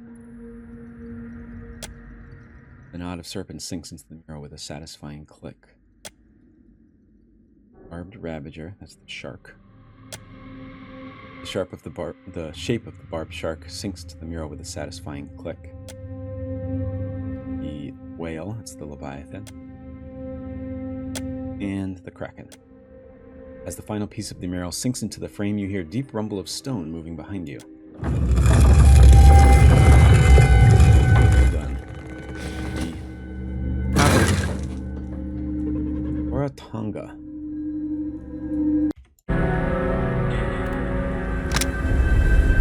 Unique spear. While the practice of whaling has largely declined throughout the Deadfire, there are still those who hunt the beast the Huana call Mohora, both for subsistence and profit. This spear was designed to pierce, tether, and slay such giants of the deep. Though no longer used for sea hunts, it functions admirably as a martial weapon. So, it gives you red flag flying, which is 5 raw damage per 3 seconds for 9 seconds when you score a crit. It grants gaff. Reaches out to pull a distant target to the wielder. Okay.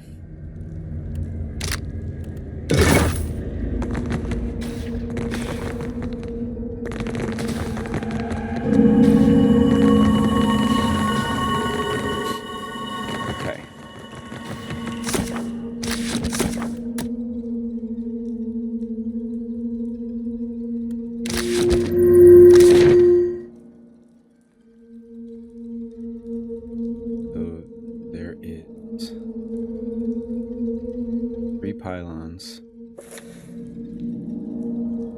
and the big machine in the center.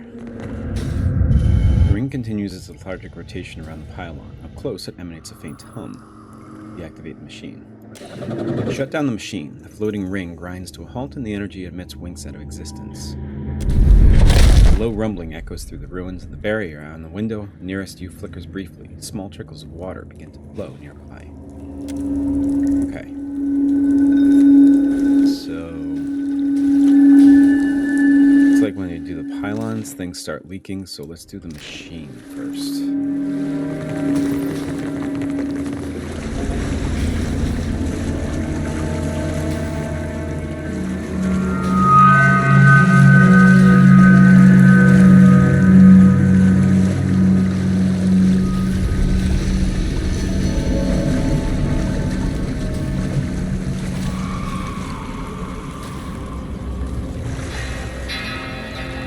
Attempt to deactivate the machine. The machine has no apparent off switch. You twist the nearest knobs and dials to see how it reacts. As you do, a presence pushes at the edge of your mind. It soon grows forceful, overwhelming your mental barriers with ease. The skitter and rattle of dead leaves comes to you in a breeze, damp with the smell of rotting wood. Watcher, still your hands. This is Gallowayne. Cignath Mor is under my protection. Why do you violate it? That would be at least part of the Engwithan team that was doing all these experiments down here. Is this machine the source of the giant coral in Sayuka's harbor? Indeed it is. The Engwithan's fine creation siphons essence from a vein of Adra deep within the earth, and the creatures of this region drink deeply of it. They grow strong, ruthless, and in so doing, worthy of my regard. Should you want to gain my regard as well, you would destroy this place to protect my machine. Then none will have the means to threaten my work here as you have. Isn't that counter to your philosophy of a trial, Gallowayne? Cleverness should hunt always beside strength, Hound of Aethys. I'll consider it. Decide quickly, Watcher. My creatures grow restless. I just had a thought, didn't I?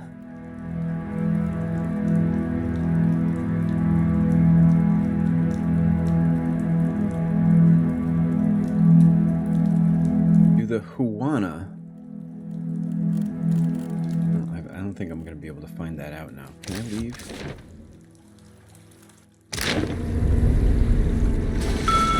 I am wondering if the Huana want the coral to keep growing.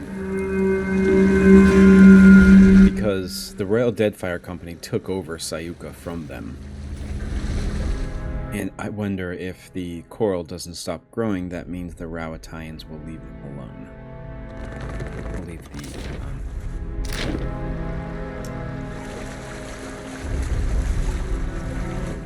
the Huana on the island alone.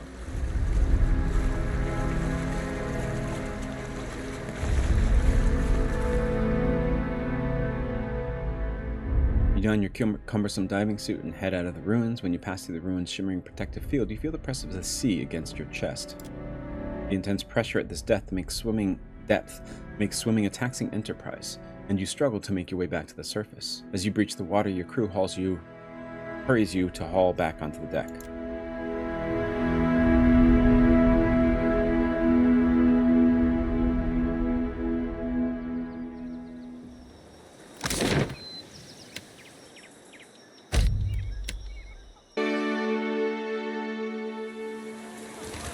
Talk to this person first. Questions, traveler? Giant sharks, giant coral, giant trees, Hekira. Small mercy. No one knows why things grow large in Sayuka, but there are all sorts of theories. Me? I think Gallowayne smiles on us. So she seems to think it's a good thing that things grow so giant. Superstition is unbecoming of a royal. I say, it's a lucky thing I'm not one then. Okay. And then let's talk to the sister up here outside of the Longhouse. What do you need? I hate to see Tippa and Weta fight. And there was the basket weaver, or was it a rug weaver or something?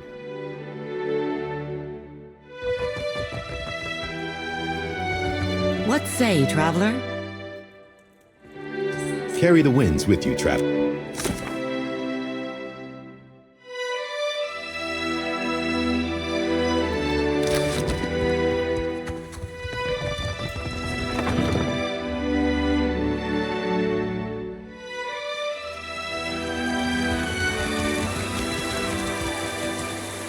I'm at a loss here.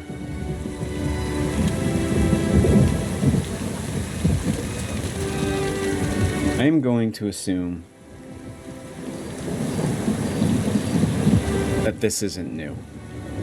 This woman, who is Huana, said that she thinks Galawain smiles on them, which is why everything grows big, which I think is the only Huana point of view we've got about the coral. And the Royal Deadfire Company seems to want it gone. I think maybe if they can't get rid of this coral, the Royal Deadfire Company will just kind of abandon this place and leave the Huana be, so they could live their own lives like they were before. And I like that, so I think that's what I'm going to do. I don't know if I'm right in assuming that at all, but let's see. It might not even be something I find out until the very end of the game, but I don't know.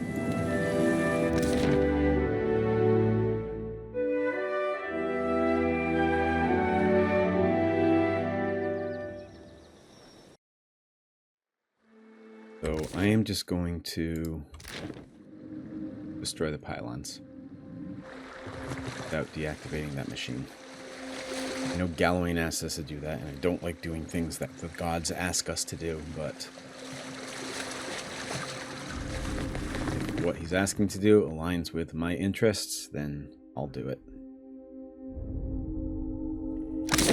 Alright, I think this is the one we got, so let's first.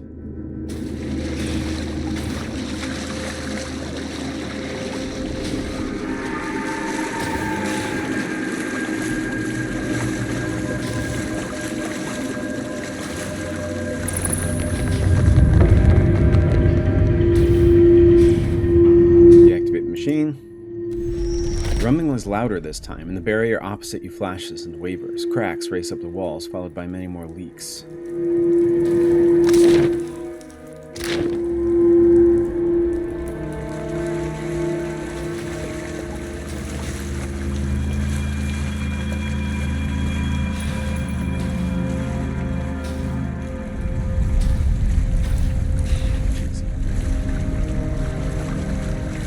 Bird gets to fly. Deactivate the machine. The entire structure shakes so violently it nearly knocks you to your knees. The barrier flickers, then disappears with a pop. Water floods into the ruins. You have just enough time to pull on your diving suit before the water crests your head.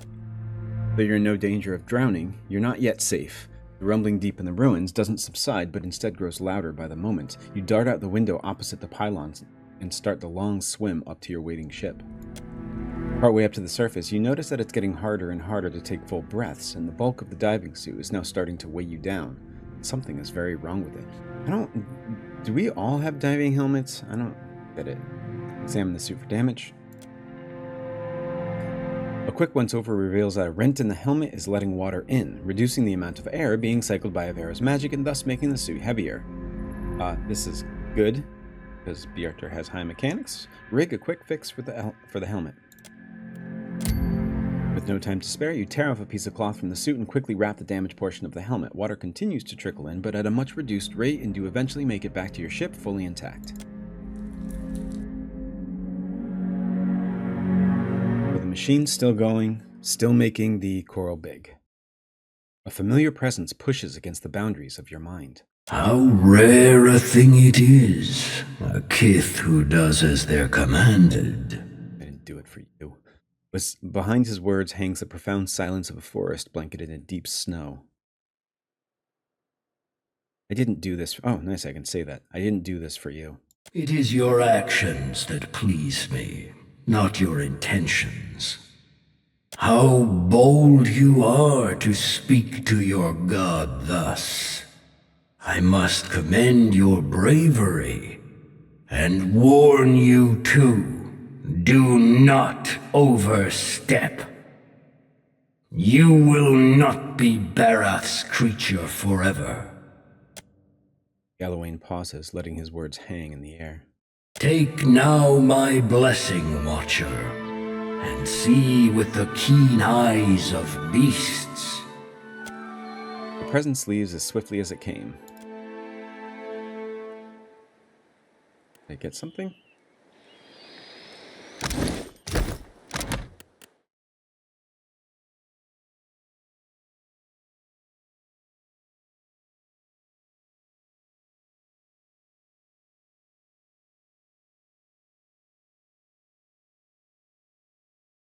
See with the keen eyes of beasts.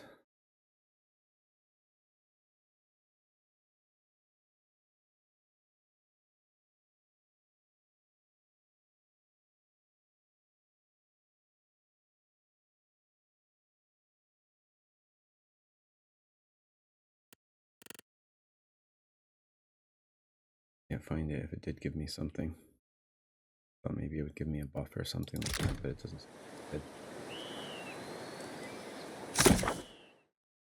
As Galawain requested, I destroyed the pylons inside Cignath Mor. Without the shield to protect it, the ruin was swallowed by the sea. I should return to Fleet Master Okaya and give her the bad news.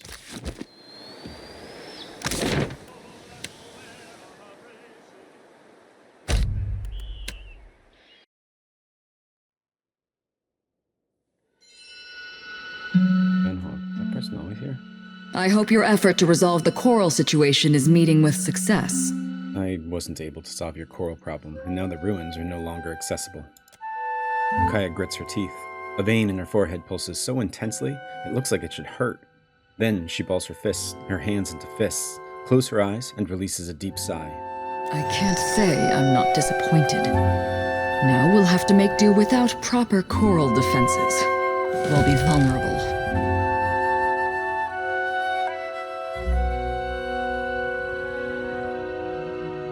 I made the best of my available options. I regret that our needs didn't make the list. Before I forget, Atsura would like to see you at the Brass Citadel. Okaya pauses, her hand outstretched like she meant to pull you aside, then reconsiders. With a shake of her head, she continues. Though he appears placid on the surface, Atsura is not a patient man. Farewell. So not happy with us, and they're not leaving either. Oh well.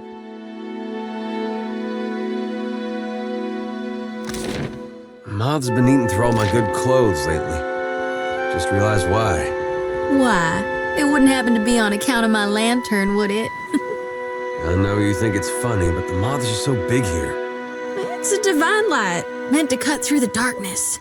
Of course it's gonna draw the biggest ones. Well, some of my pants wouldn't be polite to wear them in public anymore.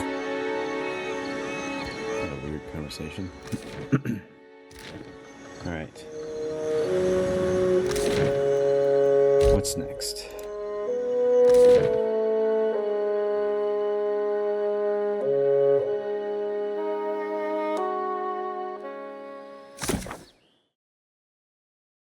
So we could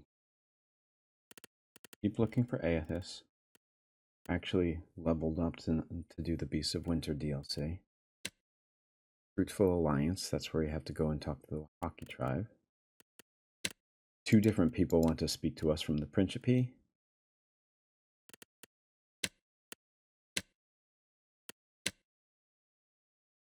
Right, the Valiant wanted us to help Captain Ferrante.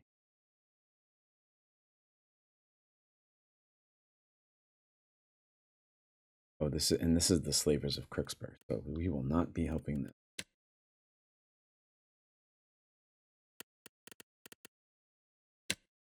And this new quest that we just got is called Clearing Out Crookspur, so that sounds more aligned with what we'd like to do. We have Maia with us, so let's do this. Maia's carrying a missive bound for Harama, a Rauatine soldier, and an old friend of hers. Harama can be found at Tikawara. We've already been there, so might as well head there. Do her character quest.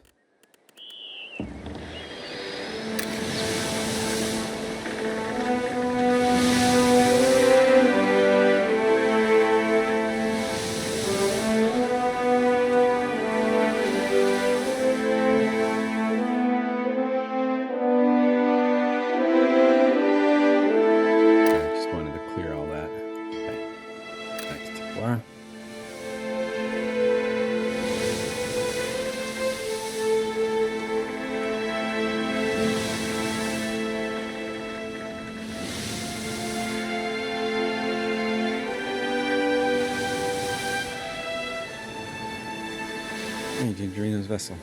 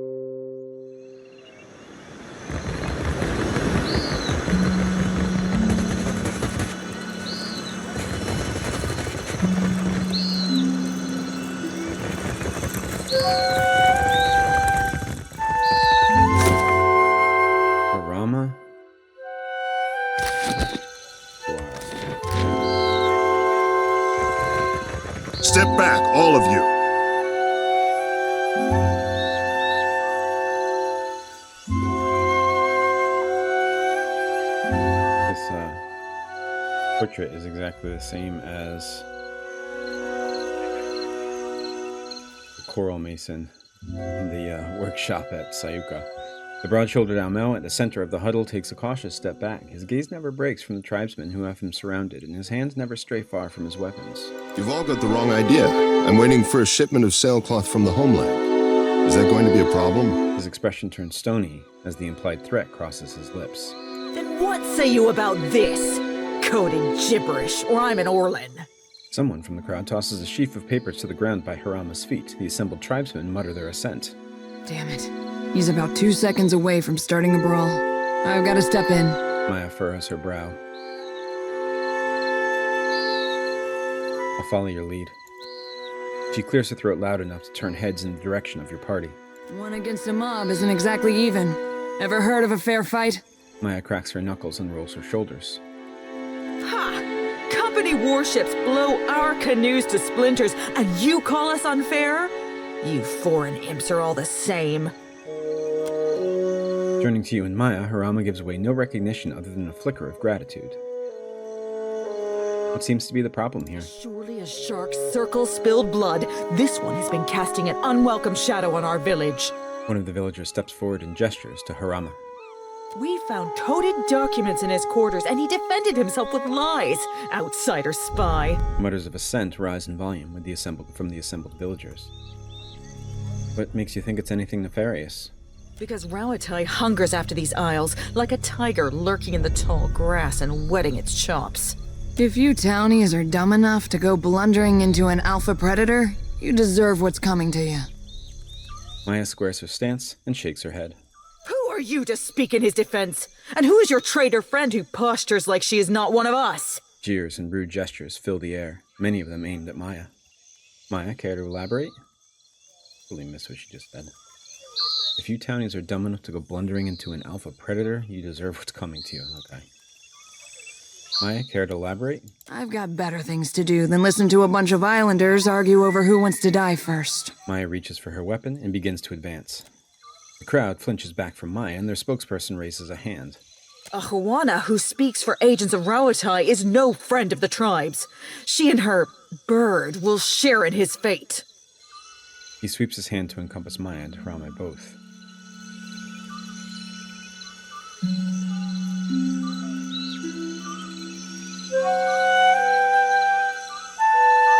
Let's bluff. I already know that I'm going to walk away from this. How certain are you? Because I don't want to kill these people here, and it seems like the other two might... This would definitely lead to a fight. You're making this choice, I'm warning you to back away. That might lead to a fight. I think this is less likely to. The ringleader takes in a sharp breath, examining the faces of his neighbors and fellow tribesmen. That's what I thought. Maia folds her arms, wearing an accomplished grin. Harama, we will have eyes on you. Cause no trouble. The leader of the gang points from his eyes to Harama's and then signals for the rest of the party.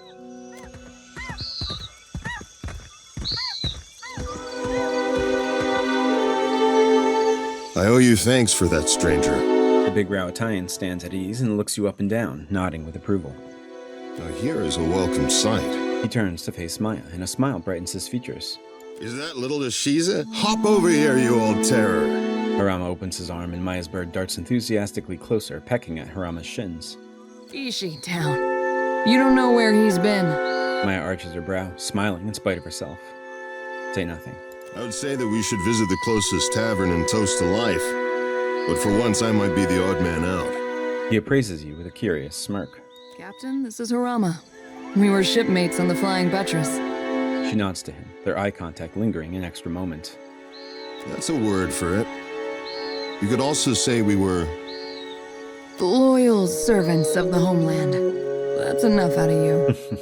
Maia touches her brow and shakes her head, hiding the hint of a smile. I wonder what they were up to on the Flying Buttress. Afraid this isn't a social visit. This comes from up high. She passes him a roll of parchment. His demeanor hardens the moment he unseals the missive. Warming his tongue over the teeth, Harama lifts up the parchment to view it again, against the light source. Atsura's up to his tricks again, I see. Thank you, Maia. I've been waiting for this. It sounds malicious. Maia, why is he asking? Harama squints at you, hesitating to say more. Captain, later. I promise we can discuss it later. I guess we're done here. It's been, well, sort of like old times. In a good way. Maia grins, planting her hands on her hips. Especially seeing you coming and going again. When the dust settles, maybe we could... Trails off, shifting his weight. I'd like that. She misses you something awful. Say no more. Good luck in your travels and other adventures. Ashiza, you keep your feathers clean. He salutes Maia and steps back with a wink. Okay, we speak to Maia here. You probably have some questions about what we've been doing. Maia sighs, nodding. We found Harama in quite a state, didn't we? It's no wonder you'd be curious about what's going on. Harama is a sociable type of guy. Getting to know people is as easy to him as breathing is to you or me. Atsura set him loose so he can get to know as many people as possible. He's a spy. That's one way you could put it. He's keeping an eye on Tikawara. Who comes and goes, what sorts of things they discuss. Atsura is committed to a more peaceful Deadfire. But he's just one man. He needs good people to shoulder the burden with him. The Royal Deadfire Company's idea of peace means that everybody just listens to the Royal Deadfire Company and does exactly what they want them to do.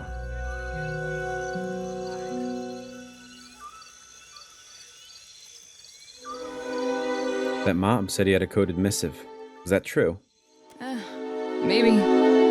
Probably. Maia shrugs. Let's just say we're not the first people to deliver Harama a missive that looked like one thing and read like another. What's to stop me from telling Onakaza and Aruihi about this? Don't be dense. They're smart enough to assume that Rauatai has spies. And if they're really smart, they're spying on us too. Though I doubt it. So Harama's just eyes and ears. Only Atsura knows for sure. Harama might not even have all the facts. I certainly don't. What have we been delivering, Maia? Truthfully? I don't know. They look like ordinary documents to me, but I'm sure that's how Atsura wanted it. Atsura has a new code for every hour of the day. He probably has cipher keys tattooed all over his body. That's all. For now. You have every reason to be suspicious. Just trust me that this is all for the best. I wouldn't lie about that. Let's be off. Again, the best for the Royal Dead Company is whatever is best for only the Royal Deadfire Company.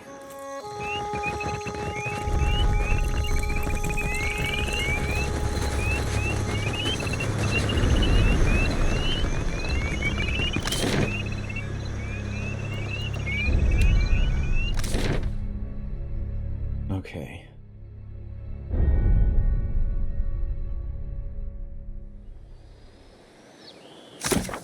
I think it's time.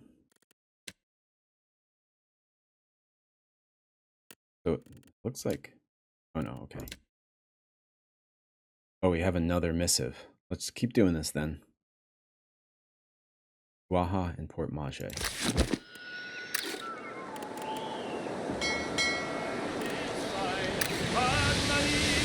Silent tear, and as he pressed her to his heart, he whispered in her ear, farewell, farewell, my own true love, this parting gives you pain.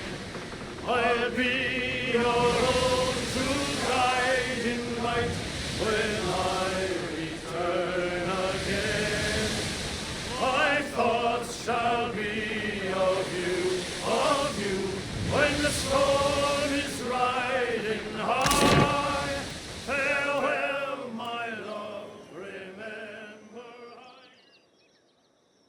I guess harbor here.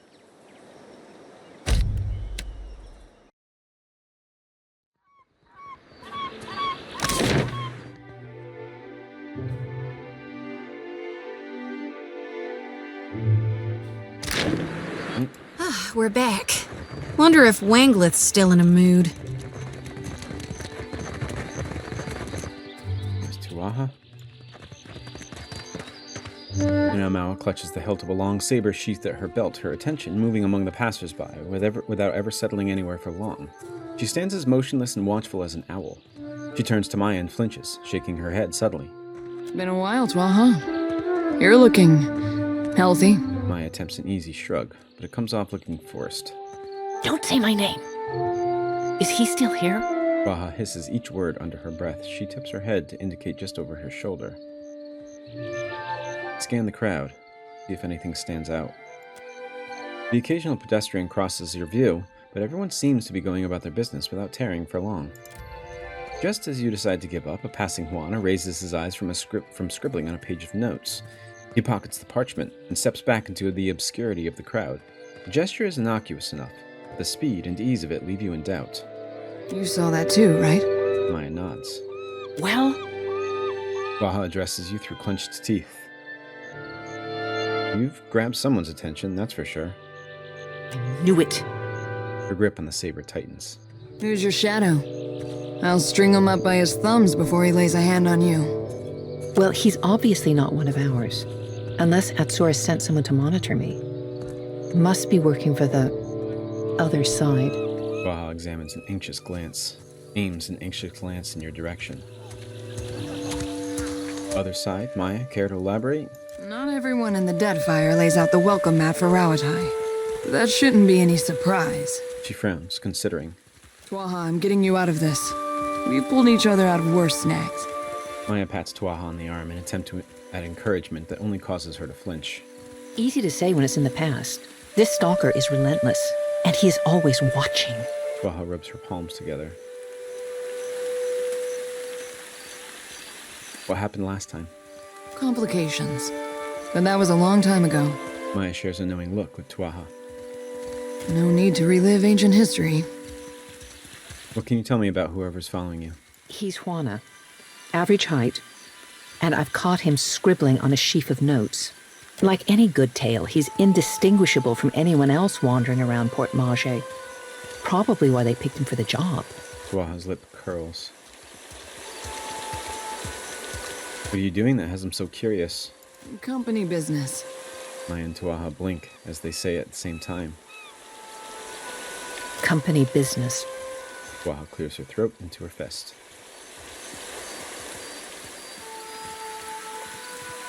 I need to think this over. While you're searching your feelings, some of us have a job to do. Twaha turns all of her attention away from you and toward Maia. Sit tight and I'll get this sorted out. Whatever happens, he won't bother you again. Just try not casual. Maia gives her an encouraging shrug. I will stand perfectly still and fill my heart with the words of our national anthem. Twaha nods, resolute. Yeah, that's exactly what I meant.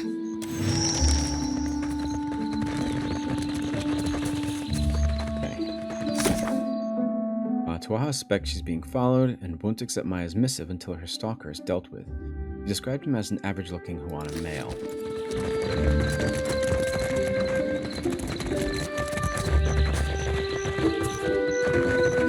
Let's see if there's anything to say to Shodi. Shouty, blessed child, you returned to the flock. What news do you bring us from the High Priestess? Don't get comfy, 'cause I ain't here to stay. I'm finally doing Gaun's will, thanks to the Watcher. So I now see. Frowning, the priestess takes her time lighting one golden candle and then another. Do you seek a blessing from the light? No. Suit yourself. But know that I act only because I care for your soul and salvation. Go and be well. Walk within the light, and you shall not falter. With a flick of her fingers, she splatters you with golden wax.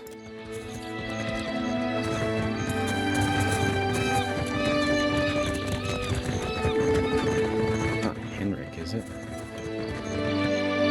He is not Ao Mauen. Swords!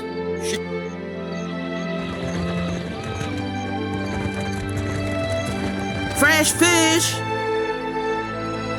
Faster, you lot. I'm on the next ship out of here. Unless you're here to kick me off the docks this time. Race you to the coral. No contest. What? Just because you have webbed fingers and I can't swim? You are a I'm lucky to have met you, friend. You're a real good soul. The Huana ought to keep to themselves. And when the next storm hits... Are they in the bar? Are they in?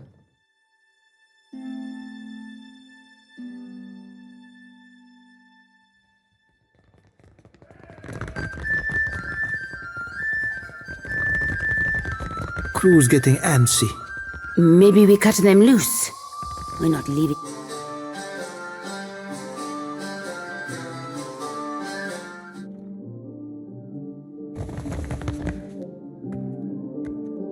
I don't think this guy... Welcome back. You are in need of something. Are you looking for something?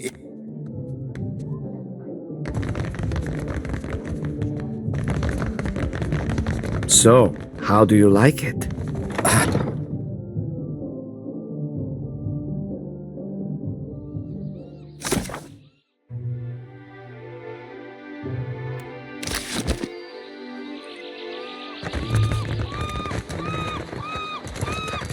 Let's see. Is he dead? Or must I handle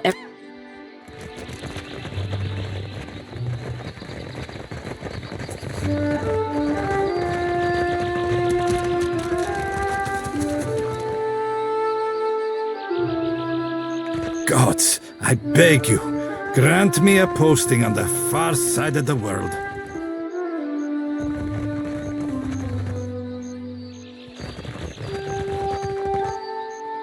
We have supplies here for the... Merchants.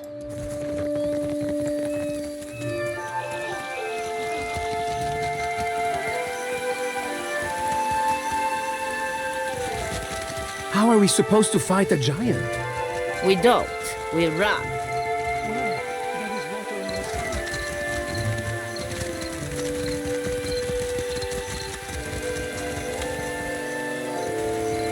don't have much to go by. Average Huana-looking male. There are a lot of... Not Huana-looking, a mountain male. Right? No, average-looking Huana male.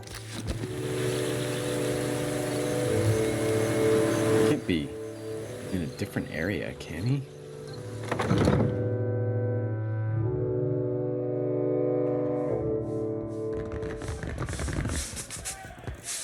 Still kicking, eh? What'll it be?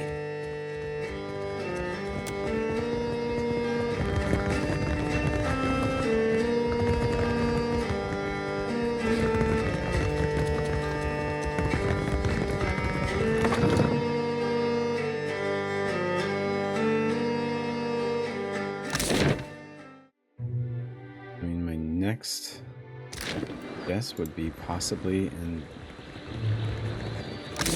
Huana town, Satahuzi.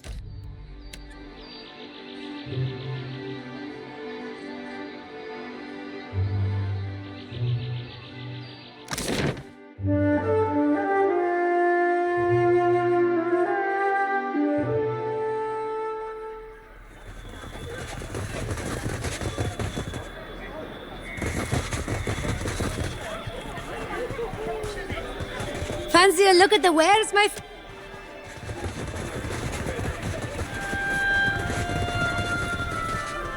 A basket, sir? To carry all sorts of things.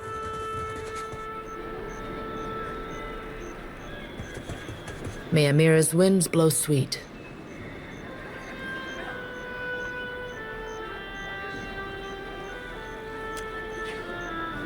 Let's tell her this, actually. May Amira's winds blow sweet. I thought you should know that I found some Huana at the dig site. That was way back earlier in the game. They were killed when Aethys arrived. I see. Governor Clario would call it superstition. I know you speak truth. Are there worse omens than to hear that the god of rebirth has brought death upon your people? I thank you for delivering this news. I will tell their families, and we will mourn them together. But you will journey on, into the god's wake. I wish you luck, outsider. There are enough Mataru here to defend the village. You are safe. I'm listening. I know exactly what you're thinking. Maya folds her arms and clicks her tongue against the roof of her mouth. What's that? You're asking yourself, how did I let the Royal Deadfire Company plant an informant in my crew? She chuckles to herself, but there's a note of resignation to it. My superiors might expect me to report in from time to time, but don't read too much into it. You're not the only big thing happening around here. I'm in this for a lot of information, a little diplomacy, and plenty of target practice.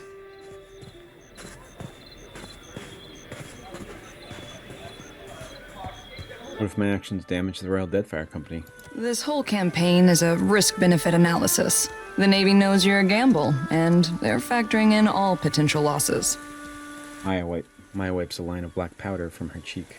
Rawatai is here to do some good work, since the Huana can't seem to do it themselves. Maybe just try and stay out of our way. At least you're upfront about spying on me. Better that you hear it from me than someone else, right? The company isn't in the business of reassigning officers outside of the mission unless they've got a damn good reason. And you are a damn good reason. Take the compliment. I'm seeking Aethys. I want no part in trading company drama. Then I look forward to seeing how long it takes before you find yourself in someone's back pocket. Well, guess you ought to meet the bird. Ishi is smarter than he looks, but don't expect him to do any tricks. She nods towards the colorful bird of prey, hopping around your ankles. Ishi, come. Maia taps her arm with 2 fingers and clicks her tongue again. That's a good-looking bird. Adair raises one hand and waggles his index finger. Hey, birdie. Hey, birdie. Ashiza shows no signs of recognition toward Maia or Adair. Ashiza simply claws the ground and investigates some bugs a few graceful hops away. Lick your tongue, like Maia. Cocking his head, Ashiza turns to you with a mixture of curiosity and skepticism. Maia smirks and folds her arms. Resourcefulness, huh? Takes practice before he'll listen to you properly, but that's a good start. Adair nods at Ashiza, who bobs his head in response. Adair nods twice, and the large bird replies with 2 head bobs. Adair begins tilting his head up and down, and Ashiza follows it with vigorous full-body bobs. Encouraged, Adair starts bouncing his own body up and down, at which point Ashiza stops bouncing and watches Adair with cockeyed curiosity. Did your friend suffer a head wound? Maia frowns at Adair. Before we get into deeper waters, I've got a question. Maia clears her throat into her fist. You've got a ship and a title. Being captain means more than just wearing a big hat. A lot of tough calls to be made. I'm figuring it out as I go, but yes. A crew can be like family. They can also be like a nest of squalling infants. Let's say your galley cook was fixing to organize the rest of the crew into a mutiny. How would you handle it?